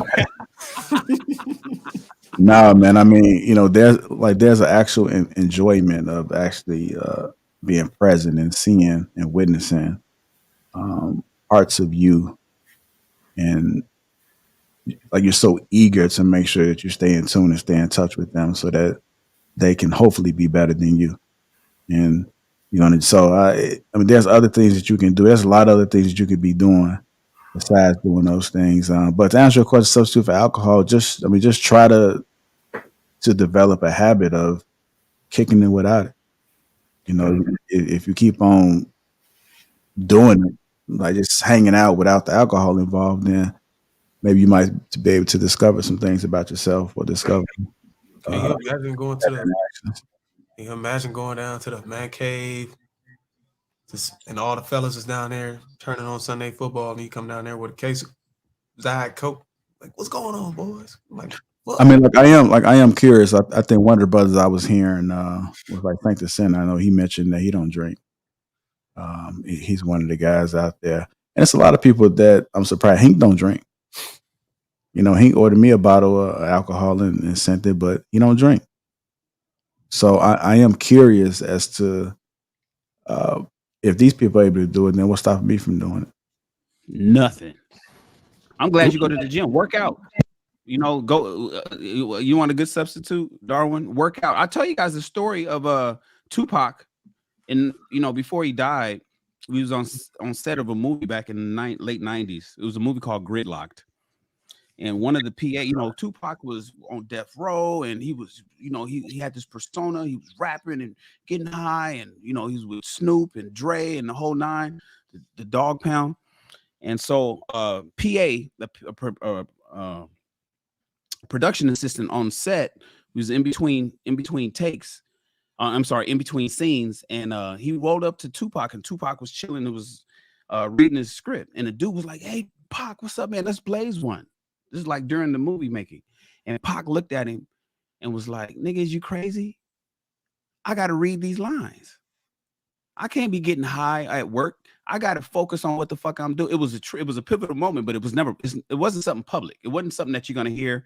You're not gonna hear this from other people. It's not something that Tupac ever talked about in the interview, because he had a public persona to put out there. But behind closed doors, all that smoking and drinking and all that getting high and and thug life shit, Pac didn't do that.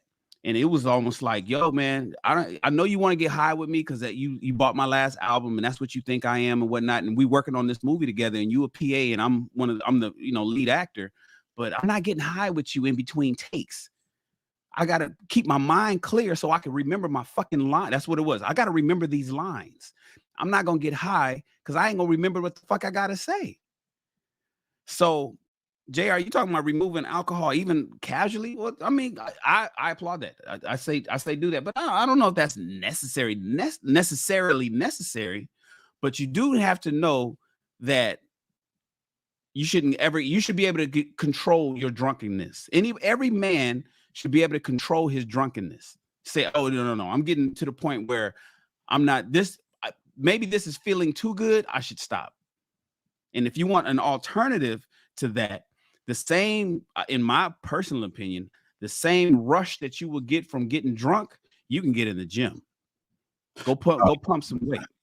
Yeah, no, I don't drink to get drunk, but I can kind of feel what Trev saying. You know, the older you get, man, it's just like, man, your body be trying to reject it a little bit. And also, too, it kind of slow you down. Whenever you got a lot to do and you get up and you got to push through that, that's one of them hardest days ever. It's like, damn, like I shouldn't even. You still got to push through it. So, man, do y'all do anything to offset y'all intake? Like for me, I run and I play basketball. So a lot of the bad food, alcohol, whatever, you know, I'm able to offset that. But like personally, I already had this conversation internally with myself.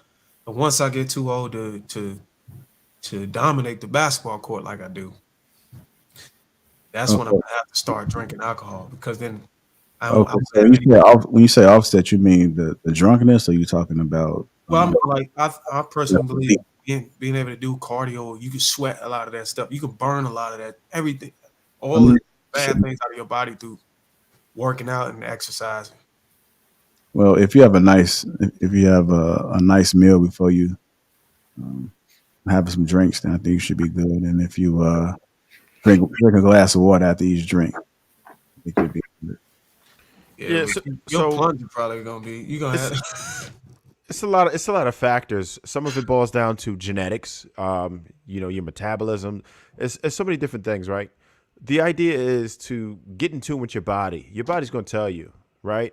Yeah. And I think there's always a balance, right? If you say, look, I'm just going to do it socially, I'm not going to say that's the worst thing in the world.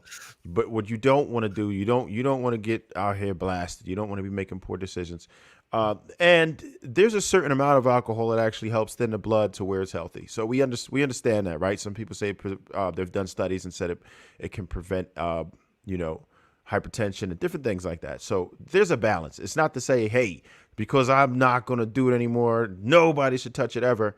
If you don't do it, I would say don't start, because you don't know how your body's going to react to it.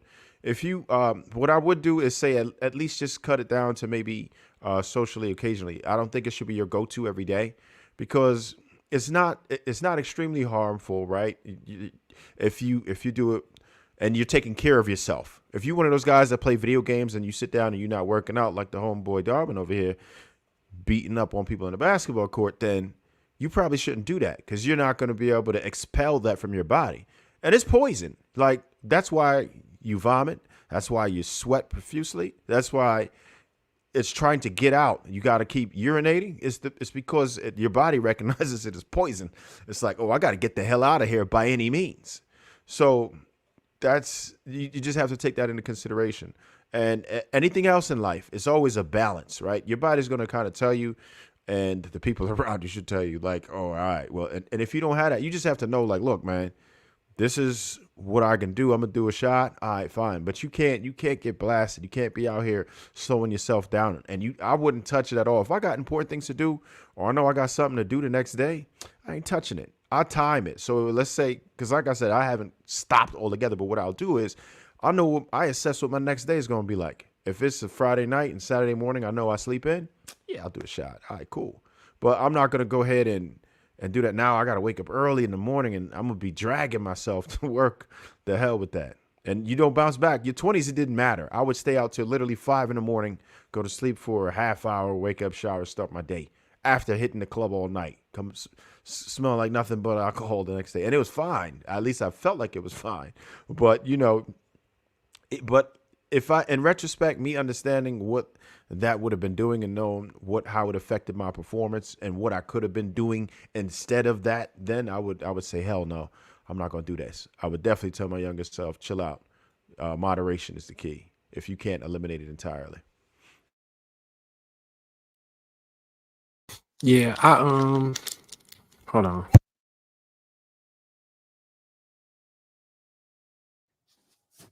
Yeah, I get what you're saying, and that's why I think what is the difference between a lot of people who do drink. If they don't exercise on a regular, you can kind of see it in their body, their mannerism. You know what I'm saying? They slouched over. You know what I'm saying? Um, their nostrils start getting big and shit like that. It's just crazy, man. They look like belligerent, whatever you want to call it. How I want drinking make your nose big? I wasn't talking about you, bro. Get them black lips, getting them cigarette lips. This dude is crazy. But I agree with Darwin. Like when I drink, I run up cardio. I'm on that treadmill. I'm getting my push-ups in. I'm getting my reps in. I'm doing my light weights. I'm sweating it out. I'm stopping by the holistic spot. Get me a nice green, whatever they want to give me to flush my system. But I'm an occasional drinker. It's like I might be at the game. Give me a whiskey sour or something like that. But nah. It's only when you're an addict now. If you got to wake up and you got to go hit that shelf, that cupboard or something every other day, that's a whole different ball game now. Going from casual to like an everyday drinker. I think it could balance out. And yeah, you do feel it as you get older. Can't do what you did when you was in your 20s. Knock down a whole bunch. It's a whole different ball game. It hit different when you're trying to get out of the bed in the morning. Yeah. I digress. See, y'all don't like keep nothing at the house and just like when you done for the day and you chilling, y'all don't just pour yourself a drink. I mean, like just kick back and chill and watch movies. I used to do that. I found out that's like a fat kid with cookies. You just can't have that around because that might be the go-to when you in the house and stuff like that. And you don't want that in a heavy rotation because if it's accessible.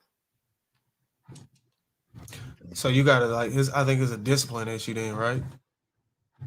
Discipline. Get it out the house. I mean, like you abuse it.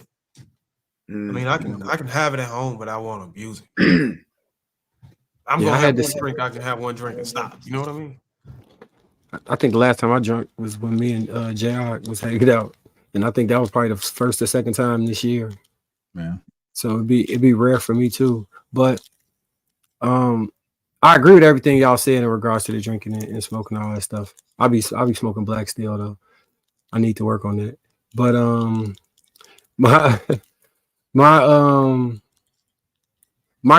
thought though, and this is not to negate all the powerful and important stuff y'all said before. When he was talking about the ketamine treatment, it got me thinking he was using it as a derivative for how it sparked the change inside of himself. Like chemically induced different changes of your brain can sometimes have been purportedly linked to being able to get people to progress or get over things or deal with inner conflict or self-esteem or ego issues, all of those things. To be honest, I always wanted to try microdosing mushrooms, but I'm so afraid that I'll leave that experience insane that I never tried it. Like, I don't know if any of y'all have ever done it or know somebody that's ever done it before. But they talk about it. I've heard a lot of people talk about how they can. Yeah, Mike Tyson, Joe Rogan be talking about that shit a lot. Yeah, the psychedelics. Everybody I've seen or heard do that say the same thing. That they feel connected with the earth. They start to see the connections between things that they didn't notice before. They become one with it. Like, and I'm like, man, I would love to reach a higher or even higher consciousness than I have currently, but I just be afraid, what if I can't get back to the current consciousness that I have? And I love this consciousness. Like I already think in a different way, so I don't know how it would affect my brain. Like I might smell. You say what? What was I smoking? Ayahuasca. Microdosing mushrooms, but ayahuasca is another thing when they talk about that. That one's big. It's supposed to be like a spiritual journey. What they're not telling you is the other side of the countless stories of people trip out and never be able to get back to normal. I'm not taking that risk. If I was even in that lane, that's not even my bag. But why would you chance it? Yeah, that's what I'm saying. I'm not. Yeah, you don't know. Do you know what your tolerance is with anything? You know, when I grew up, everybody was drinking E&J. They was drinking Old 8. They was drinking these little, I forget the name of them. Something. This is fuck if I say. Anyways, all the homies was drinking and smoking. And they were like, Shan, why you don't, come on. And the tease was, Shan, you should come on, just have a little.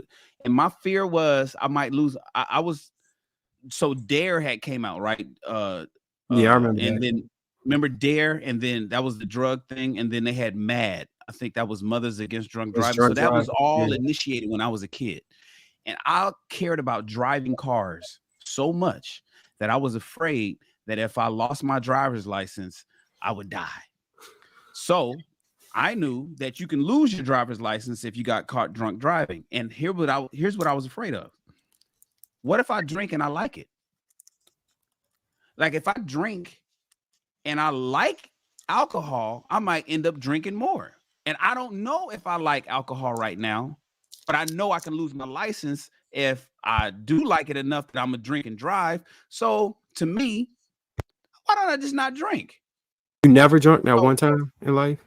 I didn't get drunk until I've never gotten drunk until I was 25 years old. It was my 25th birthday that my fraternity brothers got me drunk. So I never drank to the point. I've had a sip of this, and I did a toke of some weed once, and then I did a cigarette pull once before 25. I've done it more since then, but up until 25, I was like, I don't want to do it. And they're like, why? Because I don't know. I might like that shit. Because y'all niggas like that too much. And I think, and I'm not no alien. I'm not from some other planet. I think I might like it too. So, that's fair. I know how you act, and I know what you do, and I know you a bum, and I know you ain't doing shit. And that's the common denominator with all y'all loser ass niggas is y'all drink. If I drink, I'm probably gonna be like y'all, and I don't want to be like y'all. So that was what kind of like I scared straight myself out of drinking because I didn't know my own tolerance. So these micro doses of shrooms and let me just try this, let me just do one line of cocaine, or let me just try this new strain of weed. Do you know how you're going to react to it? And what if, that's how people got hooked on crack. It's like, let me just do one hit, and then crack jumps on that monkey, gets on your back and won't let you go. What do you do? So my thing is just stay away from that shit altogether. And then you ain't got to worry about it. No, I stayed away. So when I was like 13, I started smoking weed. I was smoking like 4 to 6 blunts a day until probably 19. Then I just stopped, you know what I'm saying? But then in college, you start drinking and stuff. We partying every day drinking. I stopped drinking probably like 25, 26 for real, except when I go out or something. And that was, getting more sparingly because it started like eating a lot. I would physically get sick if I start drinking. To this day, I really can only drink gin because everything else make my stomach like just ball up in a knot or whatever. So I kind of stay away from everything. But the mushrooms thing, it's just the idea of it. Like I said, I'm fearful of that. Like what y'all talk about is exactly why I have not taken it and then don't plan on taking it. But I'd be lying if I was pretending like I didn't think like, damn man, I wonder where it would elevate my mind to. And what that experience would be like. But then I got extremely high paranoia. And then if I'm not in control, it could end badly. So I can't even take that risk. You still wonder about it? Like you still fascinated by what it could do for you? Yeah, I thought about it. You're going to end up taking it one day. You're on the fence. Your curiosity might get the best of you one day. And that's not putting nothing on you, Marcus. It's like you speak so reverently about it. And it's like your eyes light up, and I gotta watch you every week. Keep watching. No, it's the way the people it's the way so the people they glorify it. Yeah, the way they glorify it and what they talk about it assists with. So like paranoia or things like that. So that's why I'm like, dang, I wonder what it. They make it seem like it was their moment of awakening, right? Their moment of enlightenment, and to keep it real, that's how they describe it. They're like, damn, there's like it's something everybody need to do. Like that experience is unparalleled. That's how they present it. It doesn't make me any more intrigued about it. I mean, I'm like, hell no, I'm not sure. Because then they start talking about the little elves and shit like that. I'm like, what? The first time I hit a blunt. What? The first time I hit a blunt, the next day I went to practice after it wore off, I tip dunked every single thing that came off the rim that day. I went from freshman to varsity, and the only thing that really changed was the way that I looked at the game. Like, I took away the limitations of would I be able to do this. I was like, I'm just gonna do this. What happens was your inhibitions went away, and that's what most removed. drugs or alcohol does. It's the inhibitions killer, and that's why people try to get females to drink a little bit, because there goes the inhibitions. You know what I mean? So it is what it is. That's what happens.